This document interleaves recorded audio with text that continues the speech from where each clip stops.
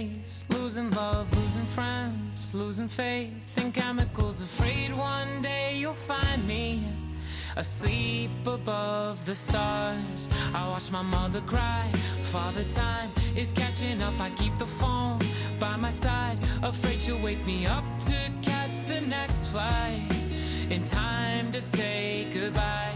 But sometimes I fall asleep in light to the TV light and it sings, oh, oh, oh, one day the sun will break into the room, because we're holding up in a great big storm, and though we're fighting close, we won't let go. Oh no, I can't believe everything falling down around me, but now we're holding up and won't let go. Holding up in a great big storm, it's a great big storm, and we're holding up.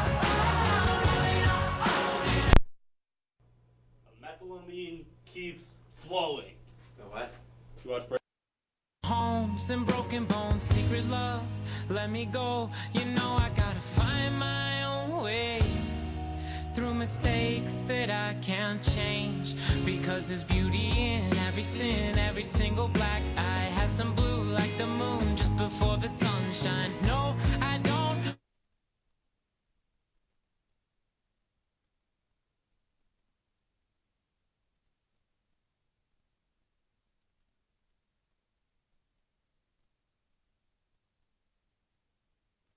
Welcome to the Cutler Majestic Theater. Please note the location of the exit nearest you. In the event of an emergency, please proceed through the exit and away from the building.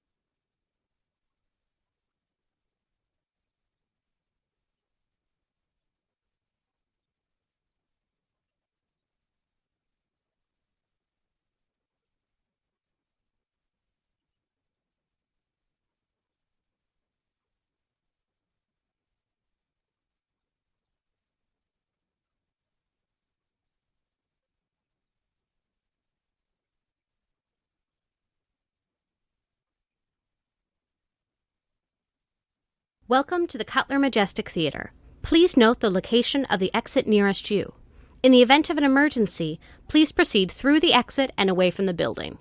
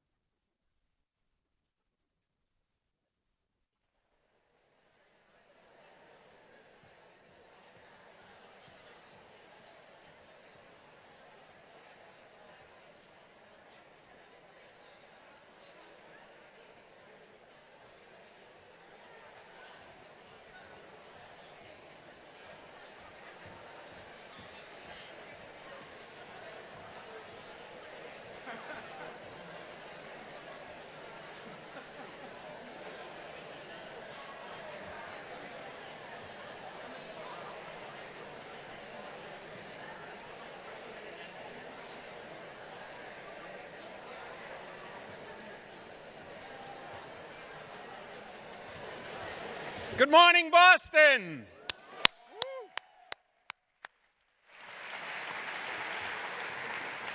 I'm Jim Rooney, President and CEO of the Greater Boston Chamber of Commerce, and you look beautiful. Welcome to the kickoff of Boston Talks About Racism.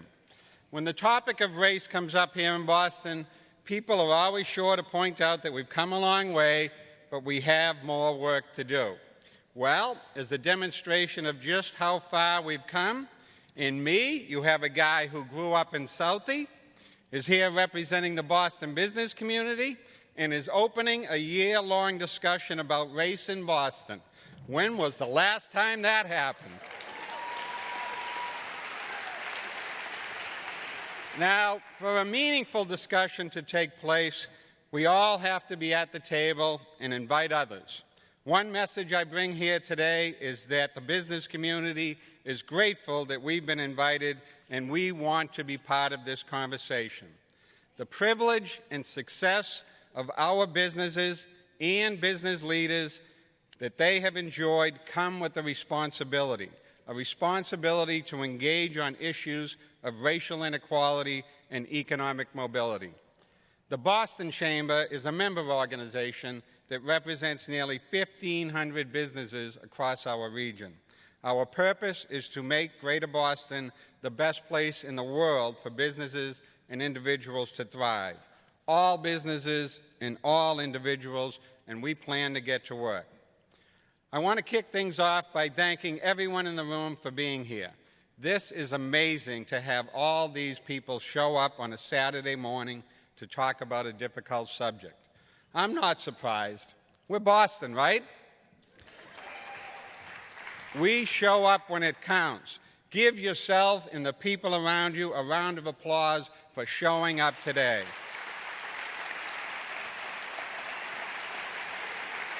Now, that attitude comes from the top, our mayor, Marty Walsh. He shows up when it counts, particularly when it comes to solving deep-rooted, persistent problems that are holding our city and state back from achieving success as we all want to think about it. Join me in thanking Mayor Walsh for showing up on this issue and having the courage to lead the discussion about racism. A recent report by the Brookings Institute and the Federal Reserve Bank ranked Boston #1 in terms of economic inequality. That's not the Boston Marty Walsh wants to be mayor of, and that's not the Boston I want to be the president of the chamber in. And to that end, I want you to know that while I appreciate the value of talking and listening and conversation, and I appreciate the importance of understanding concepts of privilege and unconscious bias, all important to this journey, the Chamber, our board, our members, our staff will also be engaged in action-oriented processes over the next year in partnership with the Mayor's Office and others on issues of small business, board diversity, economic mobility, access, education, workforce development, and jobs. And we'll be looking at these issues, thank you. And we'll be looking at these issues, considering solutions with racial equity lenses. Talk and understanding needs to be accompanied by action, and the Boston Chamber wants to work with you in meaningful ways that we can continue to build the economic success for our community and for all its people. As I said, I'm here on behalf of the business community, but also because this is something deeply personal to me. I'm a Southie kid who grew up in a city that had pockets of grittiness and places that were pretty run down. Certainly not the economic success story we're experiencing today. In fact, the Southie of my youth in the 60s and 70s was once featured in a magazine article for being the poorest white urban neighborhood in America. Of course, we didn't know we were poor, and our poverty certainly didn't reach the depths experienced by others. And our hardships were not accompanied by the racism experienced by peoples of different colors or speakers of different languages. But anyone who lived through or has taken the time to learn about Boston's past knows that those were tough years in our city, not just economically, but racially. People of different ethnic backgrounds and races just didn't like each other. I'm not talking just about the black and white thing. I'm talking about Irish and Catholic. I'm talking about Charlestown and West Roxbury. I'm talking about African American and Haitian and Hispanic and Asian. We all had issues with each other. If you grew up in this city, and probably many other U.S. cities during those times, that was your normal. We had hurtful names for every group you can think of, and we were taught stereotypes about each other that were born of ignorance. But like that article said, most of us were poor and we just didn't know it. But our differences, race, neighborhood, gave us someone else to blame for our circumstances. And our history in Boston is filled with moments, some of them horrific and hateful, that have served to drive us further apart. As a city, we're hanging on to a whole lot of messed up crap. That hurtfulness, that ignorance, that divisiveness, it's still buried inside us in ways we may not fully understand. It's time to get it out and have the uncomfortable conversations, but, and this is important, we need to do it with respect and empathy. As we talk about race today and over the coming year, the challenge will be to have those uncomfortable conversations without feeling a need to win the debate or make others shut down by forcing our point of view on them. My whole life and career has in many ways been shaped by my love for this city. We have so many strengths as a community, but we do have issues that threaten our ability to grow and succeed together as a city. And racism and economic mobility and access have been among them for my whole life. It's not just how we treat each other, but how we see each other, and also how other people perceive Boston. We know that Boston is not always perceived as a racially diverse or welcoming city. From a competitiveness, economic, business, and jobs perspective, that hurts us all, but together we can turn that around. Across the country, issues of race are more prominent than they have been in some time, and much of this is driven by the most recent national election. If we don't start addressing this issue, with open, honest conversations where we listen to one another and understand more about ourselves, it will become a poison that will impact our ability to grow and be successful. With Mayor Walsh as our leader and with you, an engaged citizenry, we can do some bold Boston revolutionary thinking. Boston and Massachusetts can be a model for how cities can embrace diversity, cultural differences, and create opportunities for all in a way that makes our economy, communities, and individuals thrive.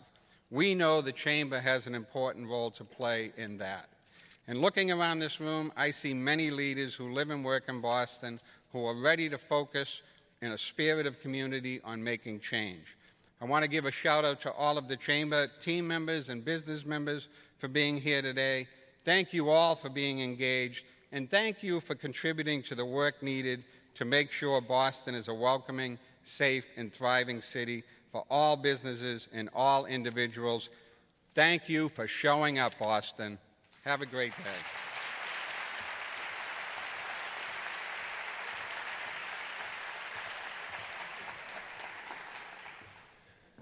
Thank you, Mr. Rooney, for those opening remarks. To Mayor Walsh, Boston Chief Resilience Officer Dr. Atiya Martin, and everyone here today, it is an honor to join you for this incredibly important moment. Today, we are recognizing the work many have been committed to for years and taking a major step forward in the serious and urgent work of advancing racial equity. By doing so, Boston can truly develop meaningful urban resilience and strengthen and enrich itself as a city. My name is Otis Rowley, and I'm the Regional Director for North America and Africa for 100 Resilient Cities, pioneered by the Rockefeller Foundation.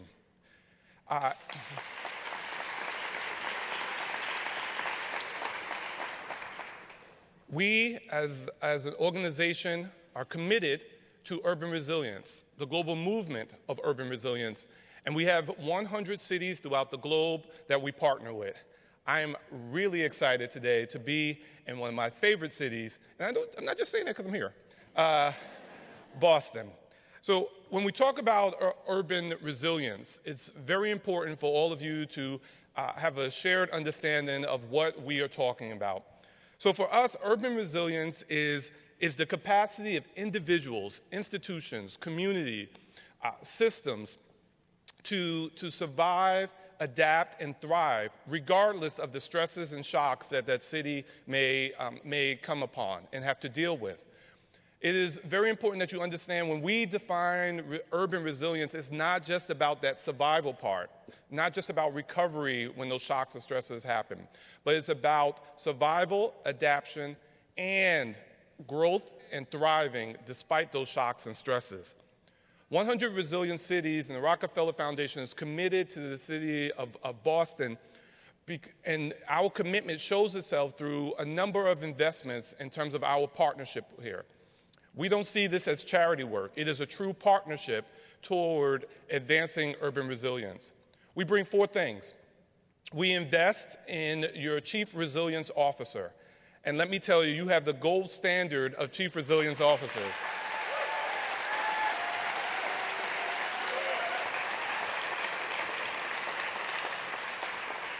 Dr. Martin is an example not just here in North America, but throughout the globe in terms of what it takes to really have a comprehensive and holistic view of resilience, understanding and facing head-on the challenges that are present in institutional and structural racism, understanding that social cohesion has to occur for you to have true resilience. Mr. Mayor, you chose wisely. And it is an indication in terms of how strong you are as a leader when you know how to pick other leaders to be part of your team. So thank you.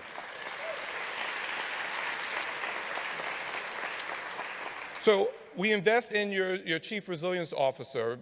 We also invest in the adoption and creation of your urban resilience plan, your strategy. Right? So each city, all 100 of our cities are going through a similar process to pull together a resilience strategy. And you are in the midst of doing that exciting work. And this spring, you will be releasing your resilience strategy, which really looks at not just the planning in the traditional sense. Right? It's not just drafted by politicians and urban planners, though some of my best friends are politicians and urban planners, right? But an understanding of a game plan towards initiatives and actions that are really moving the city in the right direction. We want to make sure that strategy lays out a course of action and how you're going to invest your time, your energy, and your human resources, and doing it in a frame that looks at race and equity. So as you're making your transportation investments, as you're building housing, as you're thinking about your schools, as you're looking at climate change, all these different components, doing it through a racial and social equity lens, it is pioneering. And is part of the reason why we're so excited about the work here in Boston. I think given the current state of the national dialogue and the shock, there are shocks and stresses that face cities and nations, the shock of 11/9, and the cities and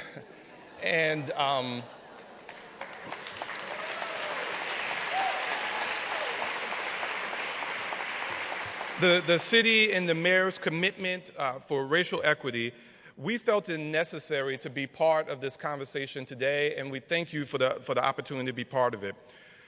We also recognize that though the resilience strategy will not be coming out until the spring, it was so important that we begin to share some of the work that has been done to date. And the blueprint document that is being released today that lays out some of the framework and the principles around racial and social equity that is going to really guide the resilience strategy.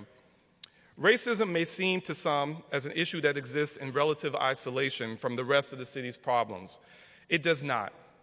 It lies at the root of an effort to achieve true urban resilience in the city and elsewhere.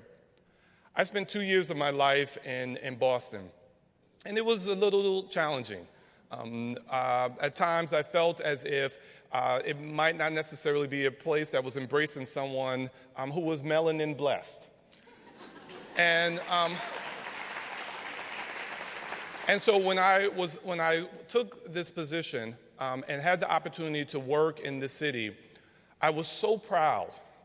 I was so proud of this city's commitment, of 100 Resilient Cities and the Rockefeller Foundation's commitment, your commitment, not just in terms of from City Hall, but from the various neighborhoods, the work that has happened to date, your commitment towards really pushing past some of what has happened in the past to really look towards a stronger, more resilient future.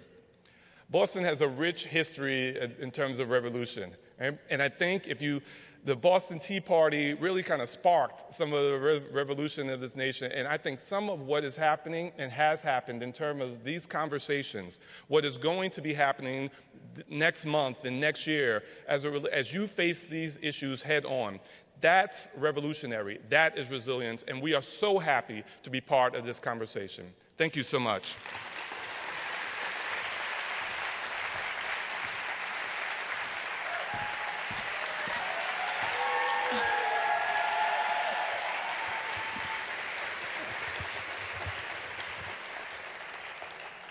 Good morning, Boston. Lots of people have been in spaces with us who are in this room. They are used to the call and response process, so thank you very much. It is such a pleasure and an honor to be here with all of you. You look amazing. It's so good to see all of you, those who we know, who have been part of the process, those folks who we don't know, who are here because they're committed to this work in the city of Boston. So I'm going to be brief with my time in this moment because we have a nice program for you today. And we also have time for you to share with us your thoughts. And we're really excited about that because that's what this process has been about. So as we think about how we move forward as a city, as we think about the opportunities for us to work together to help build resilience, to strengthen racial equity, to make sure that we're confronting racism, that we do it together. And that we in the city of Boston have made this a priority under the leadership of Mayor Walsh, who has, with great boldness, with great courage, said that the city of Boston, not only will we talk about racism so that we can get to a shared set of language, shared framework about how we understand these issues, but also so that we can get to action. And thank you, Jim Rooney, for helping to underscore that point. So as we think about what today looks like, we're going to begin, after me, with the mayor. And I have the wonderful pleasure of getting to introduce him. But before I do that, I want to recognize the work that has been called out by Otis Rowley, which is the work of the collective people in this room, from communities, from the private sector, from nonprofits, from government, how we came together in order to create the spirit and vision and direction for how we do this work with 100 Resilient Cities within the city of Boston, and how we made it our own. That's what we do in Boston. We make it our own, right? And so where we're at right now in this moment is because of the work of many people. So if you are part of the Boston Resilience Collaborative, which is the group that has been working on this, and you're part of the design team, can you please stand up?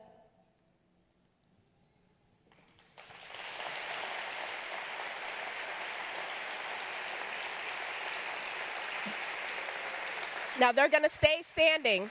They're going to stay standing because we also have folks who have been here from the working groups. If you're part of a working group, can you please stand?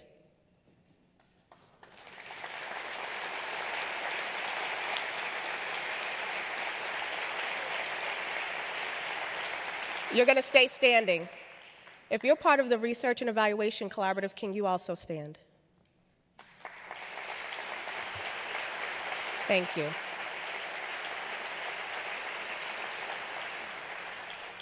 And I know many of you have been to a number of events and workshops and other presentations that we've hosted. So thank all of you for supporting us and guiding us on this journey. So I'm going to ask all of you to take a seat, accept our sincerest appreciation for the work and support that you've offered to this process, many hours of time, so that we could arrive at today.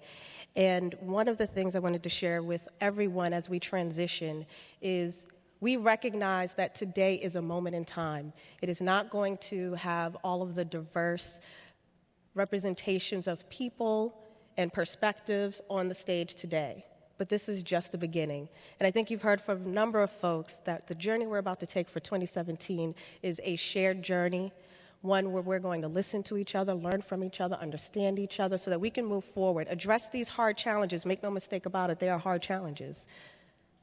But that we're going to do it together, and we're going to figure it out together. So with that said, one way that we are going to move forward is the mayor's going to come up and talk to us a bit about his vision, how we got here, where we're going. We're also going to have the author, Debbie Irving. She wrote the book Waking Up White. We have Caesar McDowell here from MIT. And we also have two wonderful young people from Teen Empowerment who are also going to provide framing for how racism works and what that experience is like for their lives, what it means to navigate the world.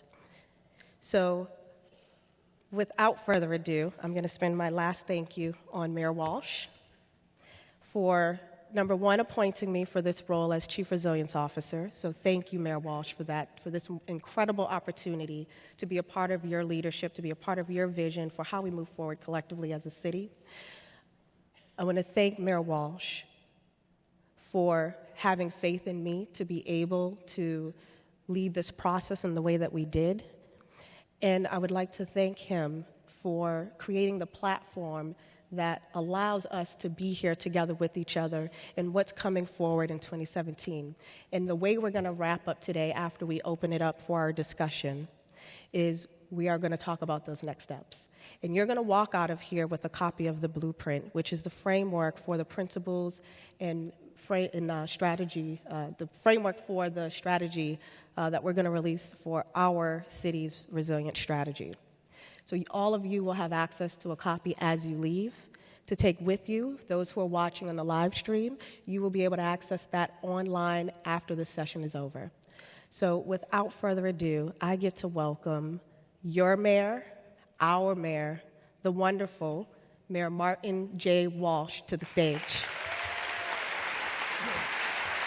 Thank you, Adam.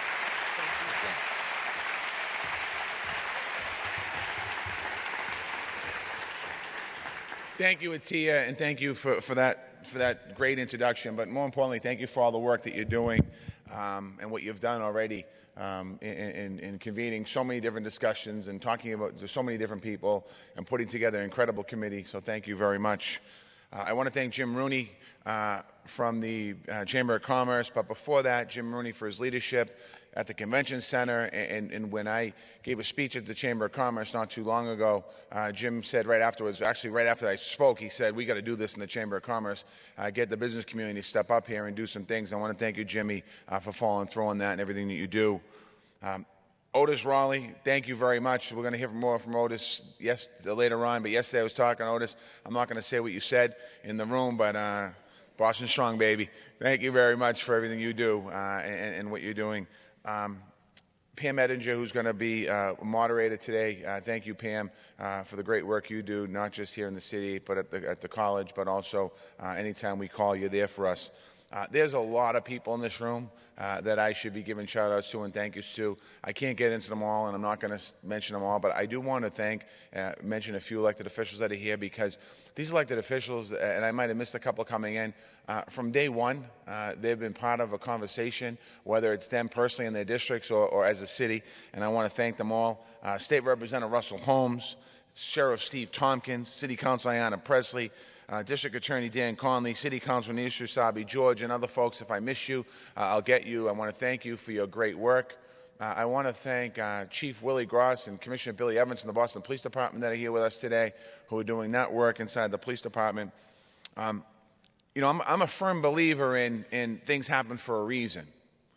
There's no question about it in my life. I can go back to dozens and dozens and dozens of stories that something happened here and something good happened there, something bad happened here, something good happened over here, or the other way around. I firmly believe that. And I think that the same can be said in this presidential election, what happened. And I know that there's a lot, I can feel a lot of tension in the city of Boston. These conversations that we're having today and that we're starting today actually started 3.5 years ago. It just so happens that we happen to be at this theater today after what happened a week and a half ago. It might not be a coincidence that we're all here today. This started 3.5 years ago when I was in a Mondays with the Mayor. I was running for mayor of the city of Boston in Jamaica Plain, and a black woman stood up. And the forum was, I'd go to talk about my vision for the city of Boston, and I'd listen to questions from people, and I'd answer it. And I had a long history of being an elected official. I was a state representative. I represented one of the most, if not the most, diverse districts in the Massachusetts legislature. My zip code, 02125, was the 5th most diverse zip code in the United States of America, and still is. And I thought I had the conversation about race down.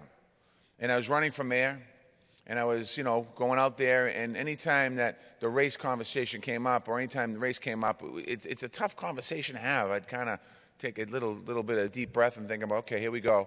And a woman said to me, she says, what do you think of, what's the state of racism in Boston today? And when you're running for mayor, you don't want to say bad things. You want to say good things. And I said, well, we're doing better today than we did before. And she pushed me on it. And then she challenged me on the people that were helping me campaign. And she said, where's the diversity of your campaign? I said, well, we have diversity in the campaign. And she goes, well, are they here? I said, no, not here today. People aren't here today. But we do have diversity. And she kept pushing me, and and it threw me off for the rest of the night. And I put on the smile, and I did the good political thing and the good candidate thing, and kept a good chin up and tried to talk to her afterwards. And I felt that, to some degree, maybe she was a little unreasonable with me and not being fair because she put me on the spot. And I thought maybe she was supporting John Barros or something, and she was in there getting me. I say, John sent her over, or Charlotte sent her over. What am I going to do? Or Felix sent her over. What am I going to do? But that night, I was upset. I was angry. I was angry for a whole bunch of different reasons. I was angry because the question was asked of me. I was angry because I didn't have the right answer. I was angry because a lot of different things. And we went back the next day to Joyce Lenihan's house where we did all our policy, and we said, we got to talk about this issue. And I need an answer. I can't say we're better than we were. That's not an answer. And then we started to talk about getting into a deep conversation about where are we in Boston in racism? Where are we really in Boston? Because no one's really talked about it publicly.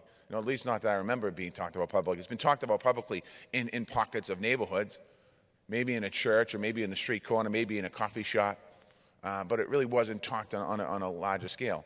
And we started talking about it, and what we come up with was that we are going to have if we get elected, we're going to have a discussion on racism in Boston.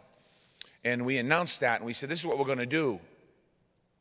And then we applied for the 100 Resilient Cities. And the 100 Resilient Cities, when you put the application together, it's mostly about the environment, but ours was different. We talked about racism, we talked about busing, we talked about difficult things that people are angry about or people don't want to talk about. And if they do want to talk about, in a lot of ways, they want to be confrontational. Not because they want to be confrontational, but they want to be like, wait a second, what are you talking about? Jimmy Rooney talked a little bit about it when he spoke. And we applied for that grant, and we were able to accept that grant. And we began the conversation.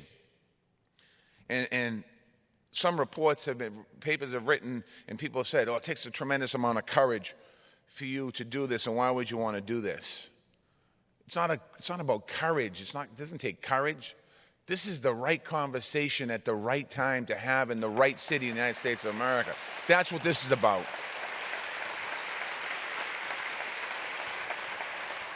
It's my hope that someday we'll look back on today, and not every Bostonian is in this room. We have about 649,000 Bostonians that couldn't make it here today. And it's important for us to understand that, because this is about a new chapter in Boston's history. Now, last Tuesday, a week ago Tuesday, was a tough election, tough for me personally.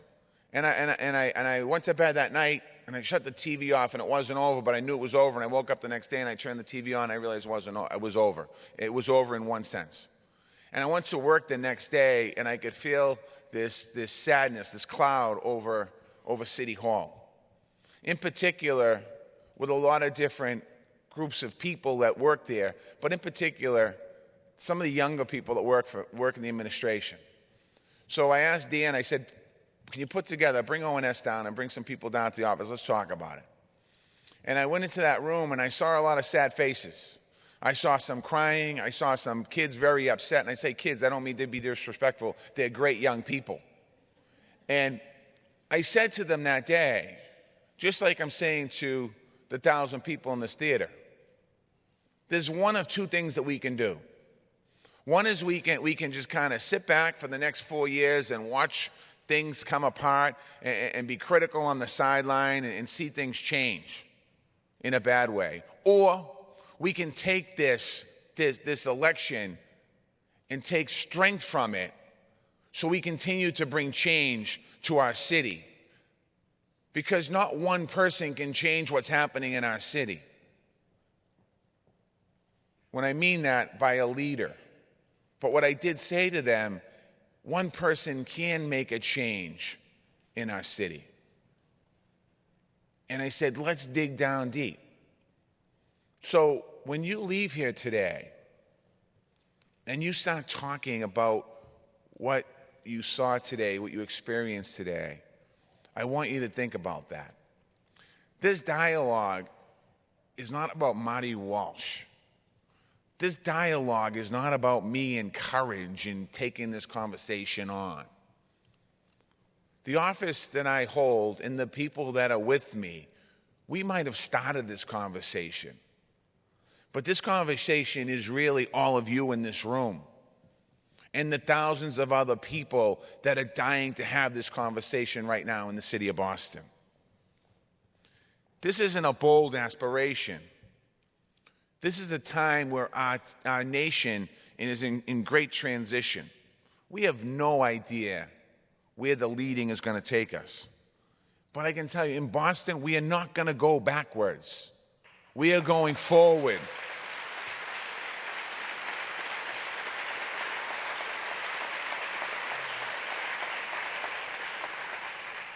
Now, what would a dialogue be without a quote? Martin Luther King Jr. said, "The hottest places in hell are reserved for those who, in a period of moral crisis, maintain their neutrality." Think about that.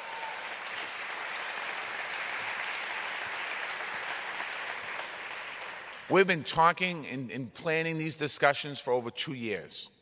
At this moment in Boston's history, we're going to take a stand. We're going to answer the call to put safety, the rights, and the equality for everyone in our city at the top of the agenda every single day.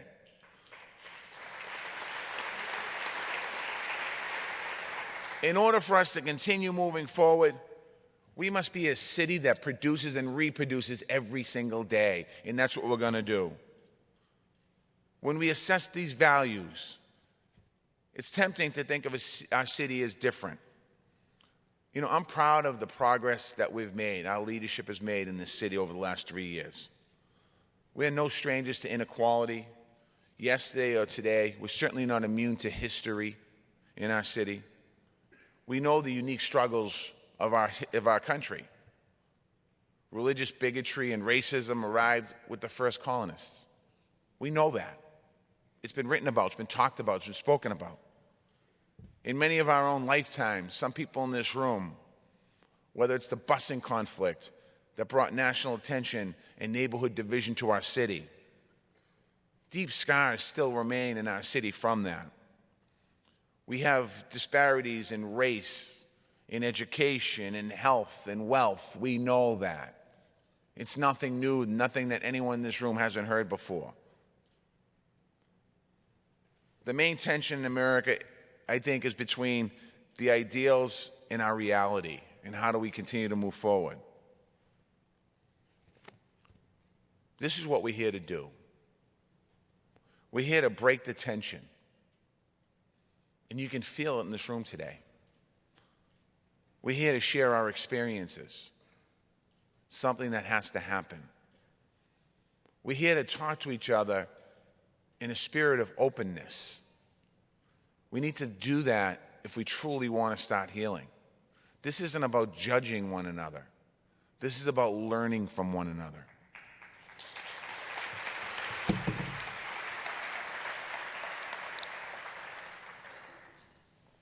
I've heard this more than one time. Why are you talking? Why don't you take action? The answer is that change is made possible by people. That's the answer. We are taking action. We're taking action by talking, by sitting down, by understanding. I want us to continue to be a strong city. We're a strong city in so many ways. I could stand up here, and John Barros could stand up here with me, and we could talk about all the great things about Boston and how we're doing so well economically and how strong we are in the country and the world, and we are. We can talk about how our population is bigger than more than any other, almost any other time in our country. We had a plan to hit 700,000 people by the year 2030. We're going to be close to 800,000 people by 2030. We can talk about the great successes there. But in order to be truly a strong city, we need to understand each other. And that's something that we have to do. My story, a lot of you know my story. I grew up in Dorchester. I grew up in a working class family. My parents were immigrants. They came from Ireland. They came here with really not much. I told the story the other day. My mother and father came to this country not to find the American dream, but to send money back home to their family in Ireland. How many immigrants in our country, in our city today, that are here still today, that might be undocumented, that are here to send money back home?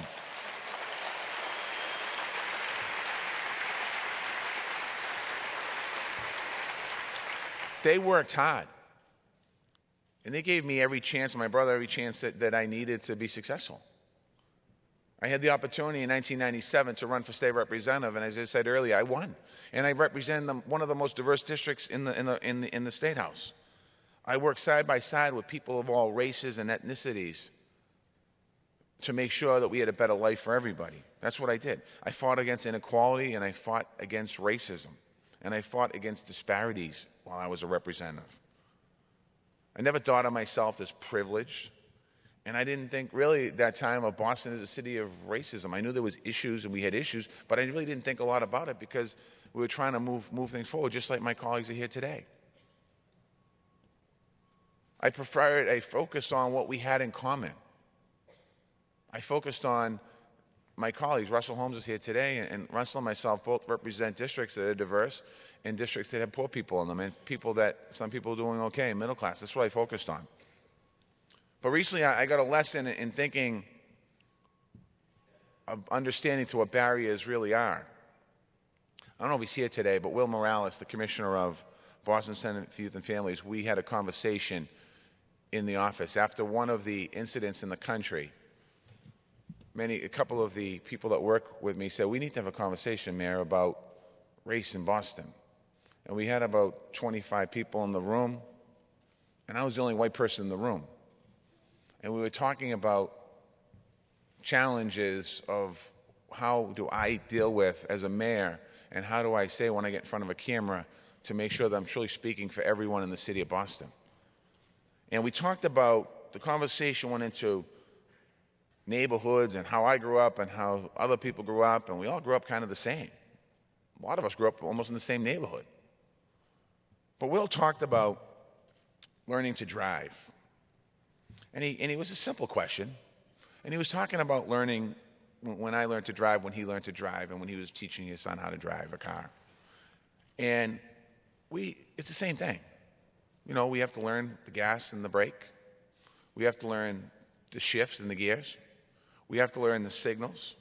We have to learn parallel parking. We have to learn going straight and forward and back and straight in all the ways. But something changed with the education of that process.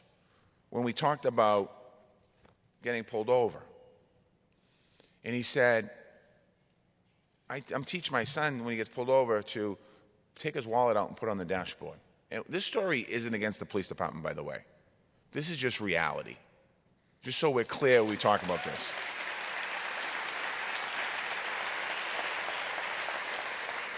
He said, you keep your hands on the wheel, and when you see the officer, answer yes, sir, no, sir. Don't talk back.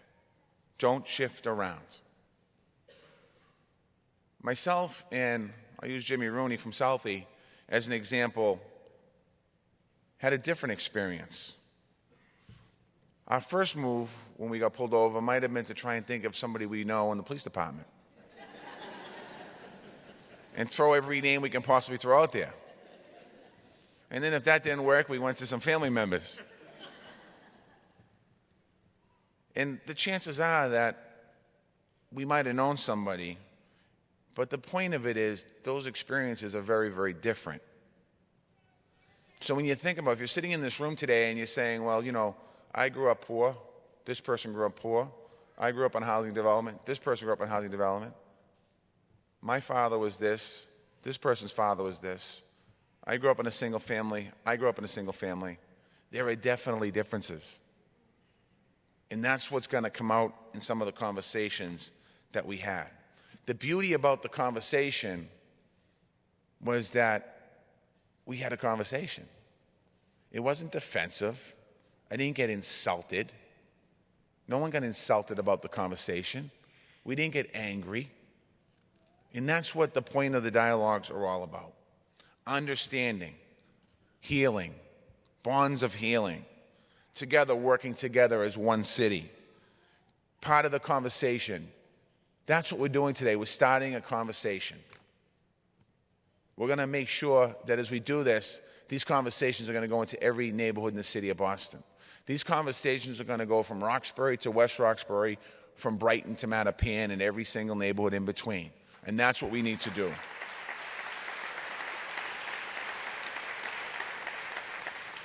I urge you all to get involved.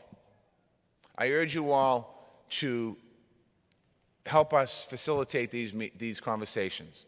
I help you to share what you heard today. I ask you to push back on something you don't agree today with, because sometimes it's important to have these dialogues. We are at an important moment in time in the city of Boston, the United States of America. I'm not going to dwell any more on the presidential election today, or at least for this conversation today. All that I know, except for this last thing, all that I know is that the day after the presidential election, when I was in that room talking to those young people, talking to their sadness, talking to what they thought their hopes and dreams were over, many of them are here with us today. And they're in the part of history that this never happened. Well, this happened, I guess, 40 years ago, but a different conversation 40 years ago. We are about to take a race conversation to the city of Boston to completely heal the wounds of the past. And people that don't need to be healed, then don't worry about it. But the people that need to be healed, we're going to do it. I was asked a question by a reporter, by Meg Irons from the Boston Globe, and I think Meg's here. Thank you, Meg, for the coverage of these stories.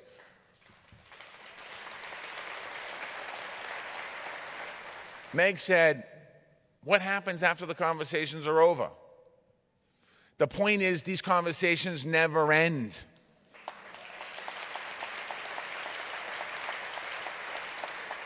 We will be back 1 year from now to talk about the progress we made. But for as long as I am the mayor of the city of Boston, I will continue to come back to talk about where we are as a city, where we are with discussions, where we are with actual feelings in our community. From the bottom of my heart, I want to thank you for being here today. As I said in the beginning, I am a firm believer things happen for a reason. If I didn't have that conversation in July of 2013, and that woman didn't come up and challenge me, we wouldn't be here today. Thank you very much.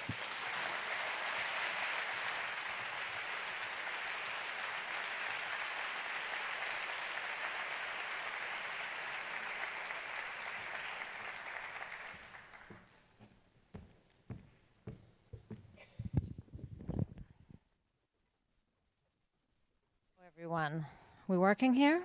All right. My slides are my notes, so that's why I'm doing this. I've sort of become, my name is Debbie Irving, for people who don't know, and I've sort of become a poster child for how not to engage in racial equity work. So that might seem counterintuitive, but I really want to thank Dr. Martin for putting me on the program because I hope, should I be using a different mic? If you want to walk around. I just want to be able to look there, but thank you, everyone. As a former teacher, that's called setting me up for success. Thank you. Where was I? I was talking about, can someone remind me? How not to engage in racial equity work. So anyway, I'm thankful to Dr. Martin for putting me on the program because I'm hoping that other people can learn from my mistakes. That's what all my work is about. So here's the thing about me. I was always for racial equity and racial healing. I was really passionate about it. And I understood that it would make communities stronger, schools stronger, cities stronger, but I had, it turns out, a really limited understanding of what racism was. I thought it was about people not liking each other. And I was so wrong. Turned out that there were a number of invisible to me forces undermining my best intentions, and I have chosen 3 of them to share with you today. Underminer number 1 was bias and stereotypes, not what you think. When we talk about bias and stereotypes, a lot of times the focus is on someone other than us. This is the kind of bias and stereotype I had no idea I had been exposed to again and again and again. Ideas about white as right. Ideas about what it means to be an American, about what's normal. For me, that was all around whiteness. I didn't understand that I'd been taught that white is the knowing group, white is the friendly group, white is the group that leads, and had always been this way. In my little childhood mind, at least, that went just back to the beginning of U.S. history. And I was exposed to these ideas every single day without even knowing it. Did your parents explain to you why only white men were on our currency? If not, there's a chance some of these ideas are in your psyche too. And this is bias and stereotype as well. Okay, underminer number 2 was that I was missing so much history. I had no idea that I had been taught in school, in my home, in my movies and my books. I had been taught a very narrow version of history. And by the way, I was a history major in college.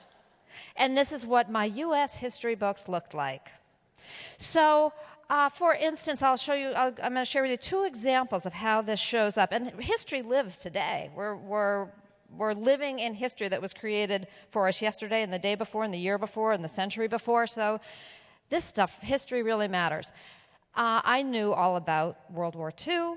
As a child in the 1960s and 70s, I was surrounded by World War II veterans. We called them GIs. I was surrounded by images like this and this. Anyone noticing that they're all white again?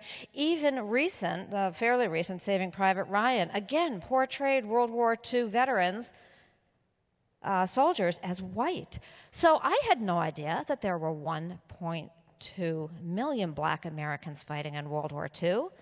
Not in my history, not in my textbooks, not in my media, my movies, my TV shows. I didn't know there were indigenous troops. I didn't know there were Asian troops. I didn't know there were Mexican troops. This is what's called whitewashed history. So when this is all I see and know about, my father was in the Navy, which is why I chose this image, and I learn about something called the GI Bill, which for returning World War II veterans was a benefits package. It paid for returning veterans to go get free higher education, get a loan to start a small business, and it provided a government-backed mortgage to go buy your first home. So when I hear about the GI Bill, I'm not thinking, did everybody get that? No. Most of the black and brown, and when I say most, I mean all, with very few exceptions, of the black and brown Americans who had fought in World War II were not able to access the GI Bill benefits. I don't have enough time to go into the whole story, so I will pick one piece of the story. When it came to buying a home with one of those government-backed mortgages, they were only good in white-only neighborhoods. So they were only available to white GIs, like my father and my uncles and all the men that I grew up around. What's a white neighborhood? Well, more history I didn't know. I didn't know about the history of redlining. I didn't know that cities all across America in the 1940s and 50s had laid out maps of their areas, and they had determined who could live where and where loans could be made and who could buy homes where. So this is Boston, Massachusetts. The practice is called redlining. The redlined neighborhoods are neighborhoods that were inhabited by black and brown people exclusively, and the dark green were where white people lived. And the other two shades were some kind of a mixture. But that GI Bill only offered government-backed mortgages in those green areas, which were populated by white people only. Imagine going to fight Hitler's Germany and coming back and facing that kind of racism in your own country. This was not a Boston issue. This was all over our country. And these housing footprints are very much intact today, all over the country.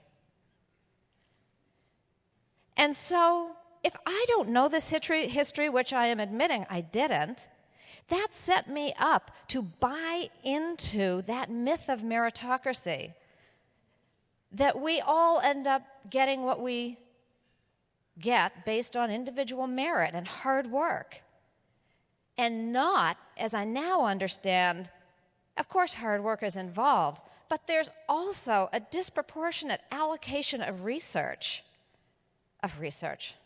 That's my problem. I had a problem with allocation of research.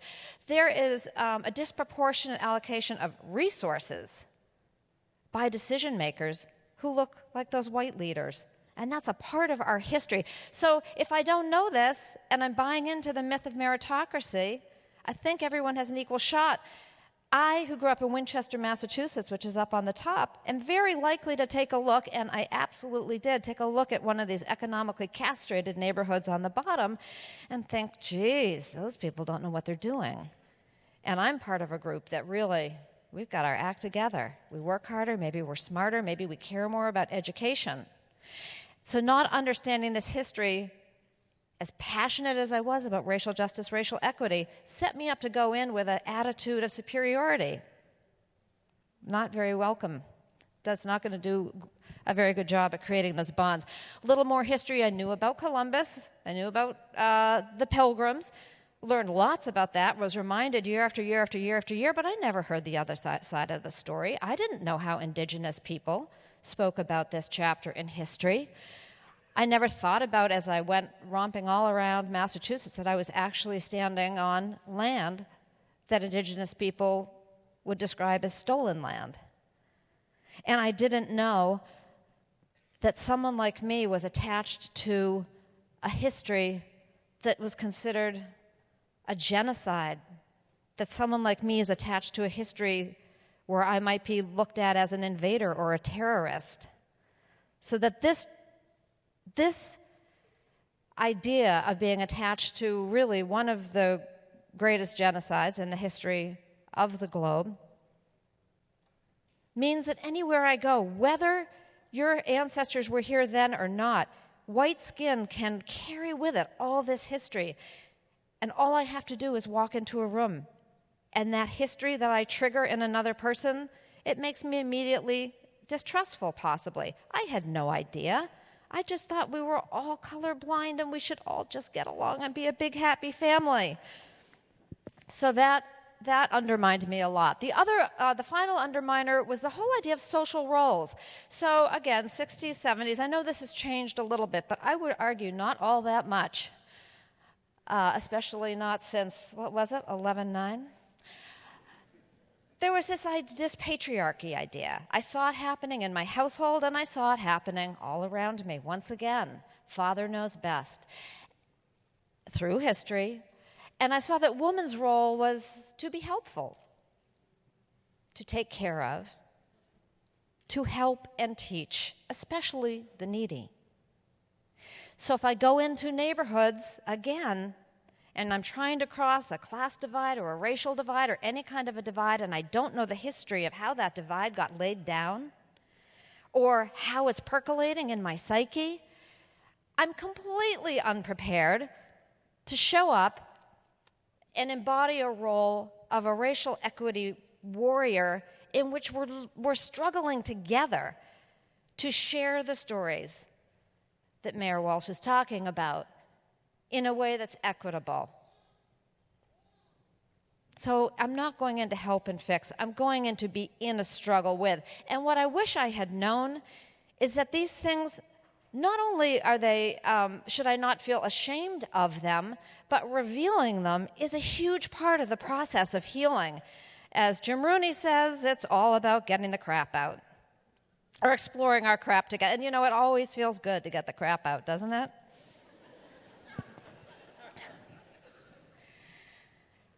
So I wish I'd known these things. And I hope that these lessons will be useful to Boston going forward. And I have a lot more if anyone wants to hear them. If this is what we're looking for, I think there's really no way to get there without making the invisible visible. Thank you.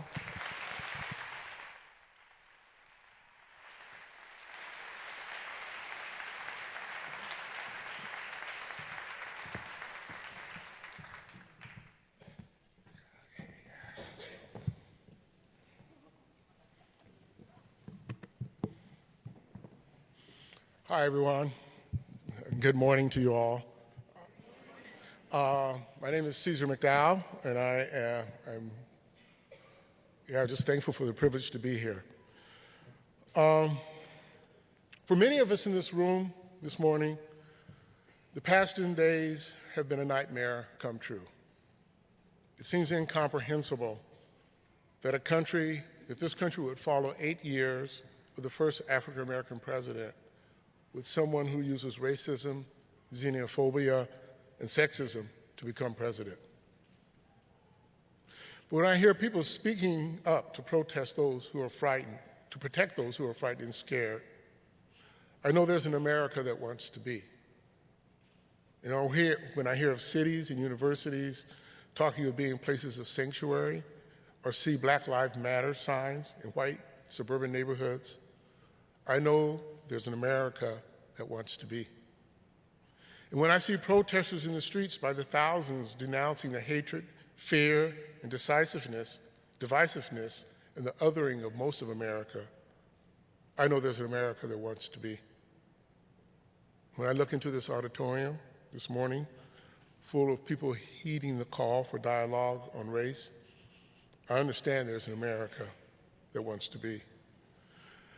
It's an America where your ability to have a quality life, freedom, and happiness is not dependent on the color of your skin, the God you worship, or the person you love. There is an America that wants to be. But for that America to be, we have to confront the legacy and persistent power of racism. And dialogue is an essential part of that confrontation. But I want to be clear about a couple of things. There's already a dialogue about race going on in America and Boston. It is a dialogue between America that wants to be and an America that might be. But much of it is a dialogue in isolation, where people talk mainly to those like themselves.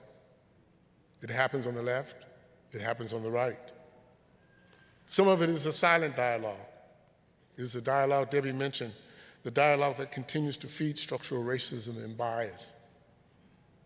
For example, it's a dialogue that we had in this country that said those who were addicted to crack cocaine were criminals and those who fall victim to opioids are patients.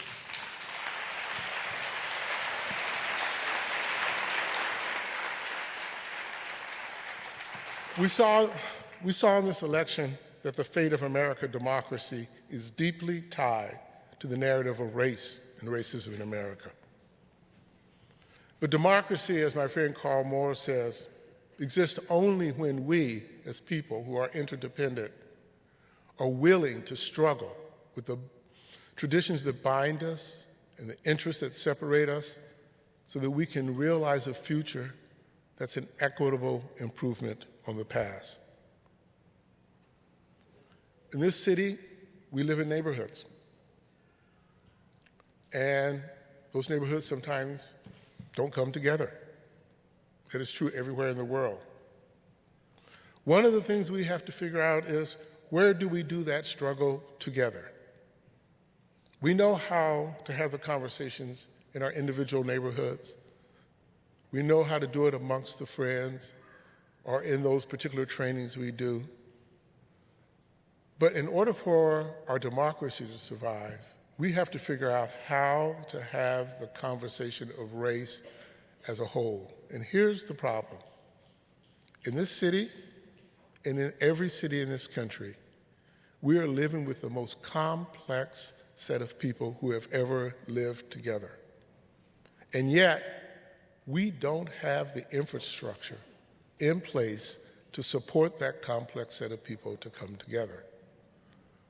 What is amazing about the start today is to say, how can we use this opening for a dialogue on race in this city to start to build that infrastructure? Because without building it, not only will we not make it, but there won't be, not only will we not deal with the issues of race, but we actually won't strengthen democracy, either in this city or in this country. So I say we need to create this new civic infrastructure. It is something we need to invest in. We won't be able to rely solely on the places and the spaces that have gotten us here. We will have to create new ones. We will have to invest in them. And the thing that's amazing about Boston, it actually has the talent and the skill here to do it.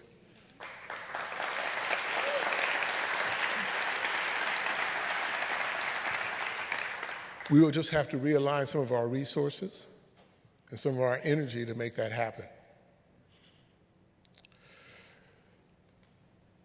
It is hard to have a dialogue about race, a true dialogue, because the true dialogue about race will end with one question: have our outcomes been equitable?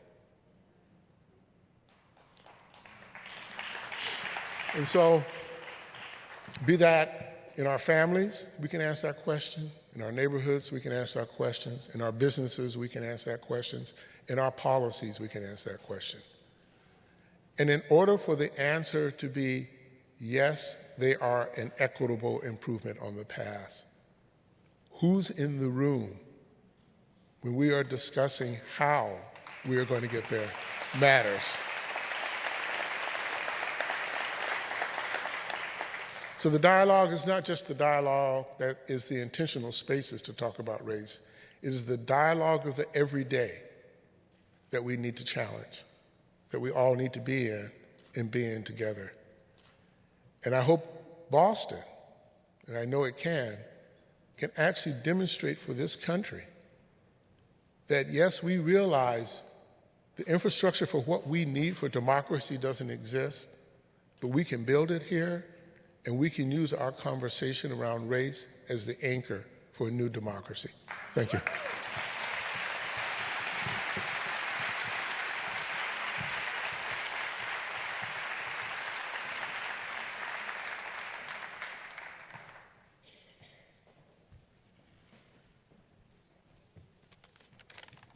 Hello, everyone.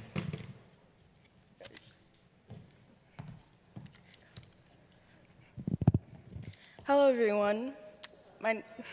Good morning. My name is Kendra Gerald. I'm 16 years old, and I live in Roxbury. I'm a teen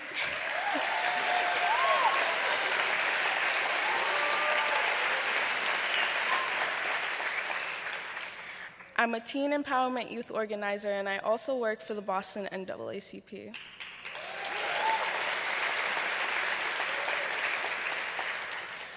So that's my name and my job, but for too many people, I'm identified by my appearance. This isn't easy because I'm biracial. This shouldn't be a big deal, but for some reason, it is. From the time I was a child, I was asked many times whether I was Hispanic or Cape Verdean. I cannot describe the puzzlement on people's faces when I said my simple answer: I'm Black. I was raised by my dad, who is of Afro-Caribbean descent, and my mother was a Caucasian woman who is part Native American. She was also a drug addict and an alcoholic. Because of this, my father has had full custody of me and my older sister since I was an infant. Many people are surprised that a black male in America could take on the responsibility to actually raise 2 children.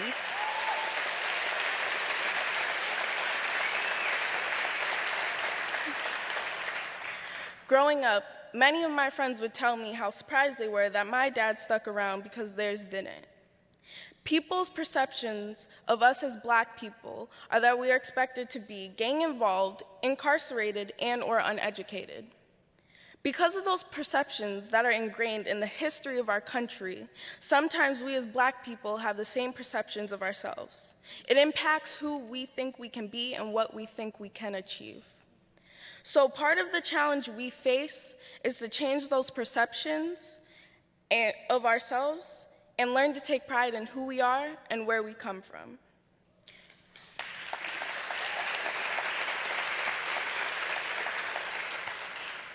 On the other hand, when approaching white people with my biracial identity, their responses were rather surprising.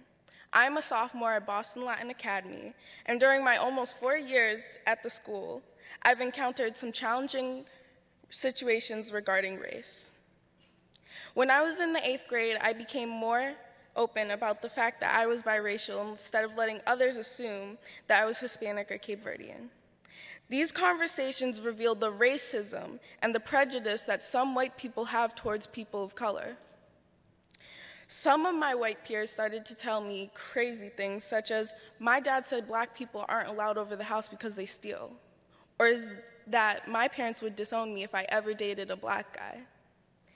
Being a teenager and hearing these things really started to make me think, is this what my white family said about my dad to my mother?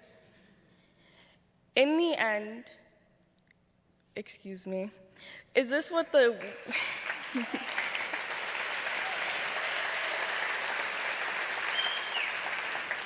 is this what the general white population thinks about me and other people of color? In the end, it all goes back to the question of identity and how, since slavery, racism has impacted how people feel about themselves and about others. So what are we going to do about these negative stereotypes that run through our society that are both hurtful and inaccurate? To begin with, days like today are very important. We need to have more opportunities to talk openly and honestly about race. When we do this, more people will learn to stop making assumptions.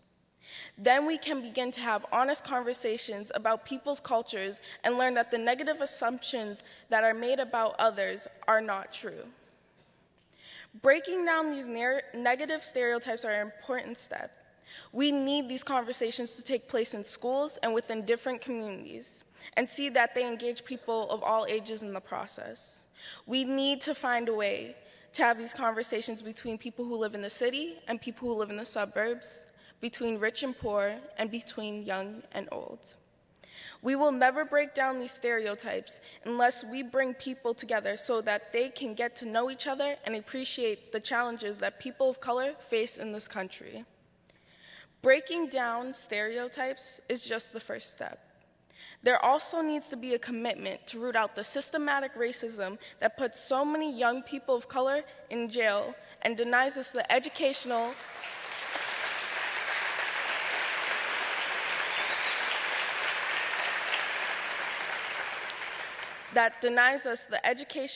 and vocational opportunities that we deserve. Developing our relationships and understanding of each other will serve as a foundation to build a more just society where all of us are given an equal opportunity to have a decent life. So I ask all of us to take a step back and open our minds.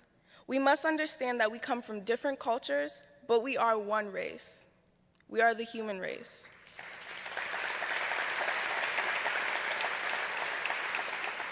The sooner we understand that as a country, the better off we will be. We must understand our differences and we must respect them. That's the America I dream of. Thank you.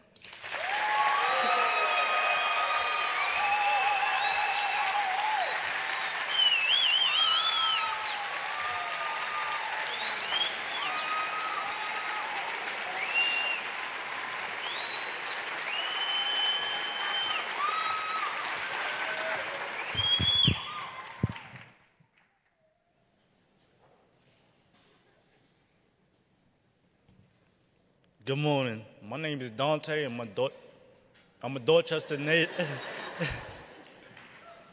Good morning.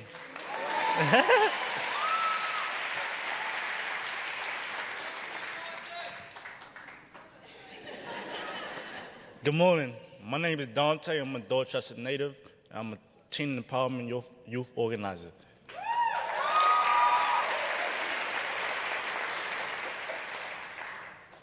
When you look at me, what do you see? If you categorize me as a young black male who's a troublesome child, then you're not alone. But honestly, to a certain extent, you're right. I used to be the guy who contributed to the destruction of our beautiful city because of my involvement in things from shootouts to selling drugs. I've done it all, and I've almost lost my life plenty of times. However, this is not where my story begins, nor where it ends.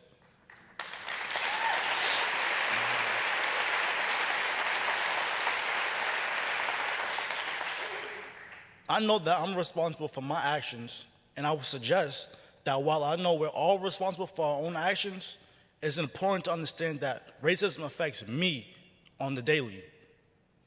Young men of color are confronted with the world that is telling us that we're not valued, that we're criminal by nature, and we're people to be feared. Because of this reality, I wake up in the morning and I just don't know how my day's gonna go. Since the day I was born, the color of my skin has affected how other people view me, and subsequently how I view myself. From an early age, I learned to be afraid to be black. My grandparents, who were born in South Carolina, told me stories about growing up in the Deep South. They lived in a time where it was a game to hate and harass black people, and it was like you got a trophy for just being an innocent black person. The rules of the game have changed, and there are different players, but the game remains the same. We cannot understand racism as it is today without looking at the evolution of racism throughout history.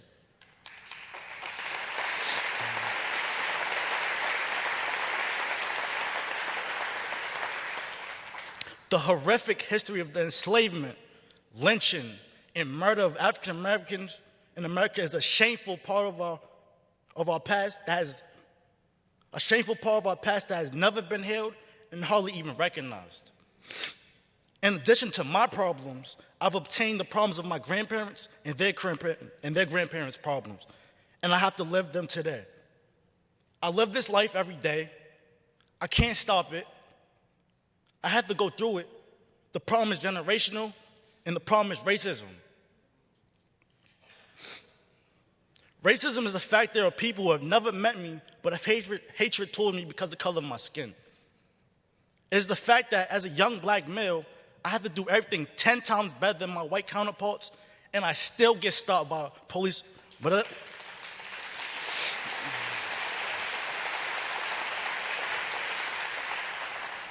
I still get stopped by police, whether I'm wearing a hoodie or dressed up in a button-down shirt and khakis for an interview.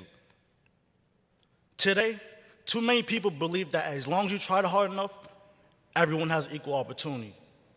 But this is not true, and this has never been true. From the murder of Emmett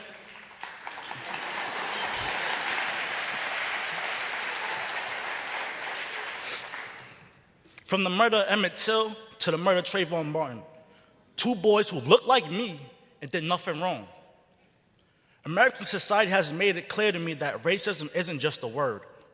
It is a reality that the color of my skin limits my opportunities, my health, my safety, and my rights to express myself. It limits my rights to life, liberty, and the pursuit of happiness that is supposed to be guaranteed to all of us by the Constitution.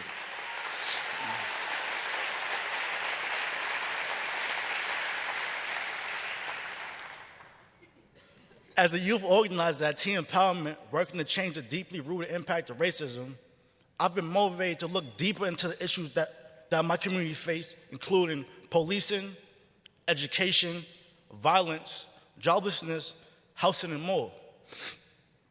I stand before you, a 20-year-old black male in Boston with the experience, knowledge, and understanding of why and how racism affects me and my community on a daily basis.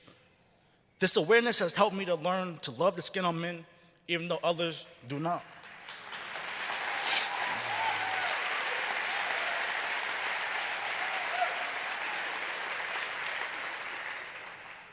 Needless to say, this awareness has also made things a bit hectic for me. I've been part of the system for years, and it's unfair and it's unjust. I've been judged as a school dropout, a problem, and I've been told that it's my fault that I do not have a stable living situation. In reality, I was pushed out of school with no academic support on top of not having a place to sleep. This is not just my experience. Zero tolerance policies, test-based curriculum, segregated schools, no arts education, and a police presence that can create a hostile learning environment, to name a few.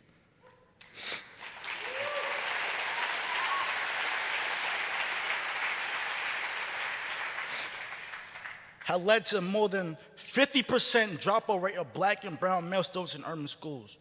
Students who drop out are at an increased risk to being unemployed, live in poverty, and be in prison. Unfortunately, public conversation displaces blame on students and families and ignores the policies and practices that continue to oppress young people like me.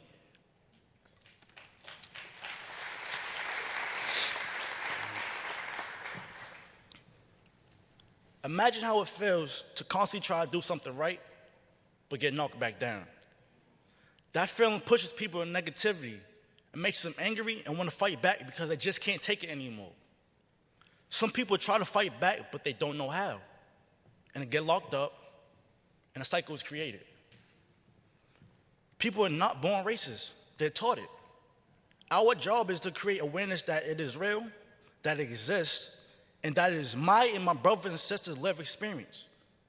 For real change to happen, we need a recognition that racism exists and a commitment to changing the systems that support its continuation in our lives. Listen to youth of color is a great start. Thank you for giving me this opportunity today.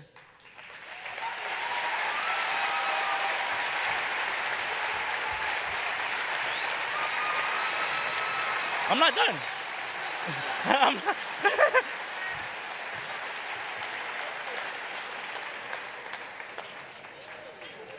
I'm not done. Thank you for giving me this opportunity today. But we need so much more. We need young people of color to have the opportunity to be leaders, to be heard, and to have access to youth leadership jobs. We also need to greatly increase efforts to improve relationships between youth and police.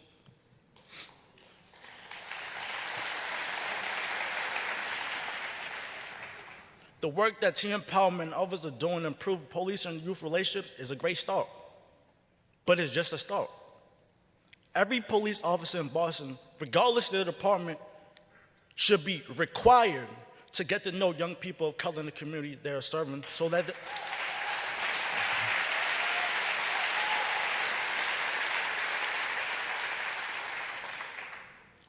they can appreciate that we are required to get to know young people of color in the community they are serving so that they can appreciate that we are so much more than the stereotypes that society has of us. Eliminating racism from our society is a big job that probably won't get accomplished in our lifetime. But we can make progress, and we must make progress. So thank you for having this important meeting today. I hope it can be an important step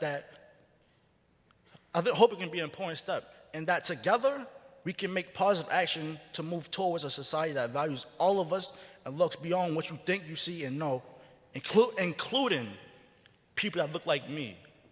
Thank you.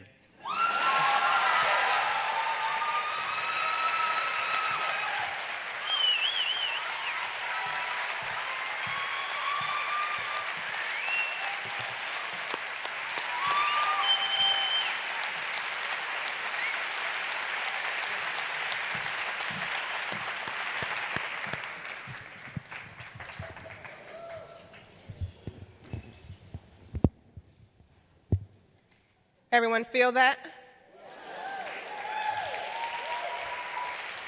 So we're transitioning. We're going to have Mayor Walsh and the wonderful Dr. Pam Ettinger from Bunker Hill Community College come up, and we want to have a conversation with you all. Now, we are limited on time, and so we will be making sure that we have as many voices as can be heard, but we will be limited in being able to do that. So I would like to have the wonderful Mayor Walsh and wonderful Dr. Pam Ettinger come to the stage so that we can ask you some questions.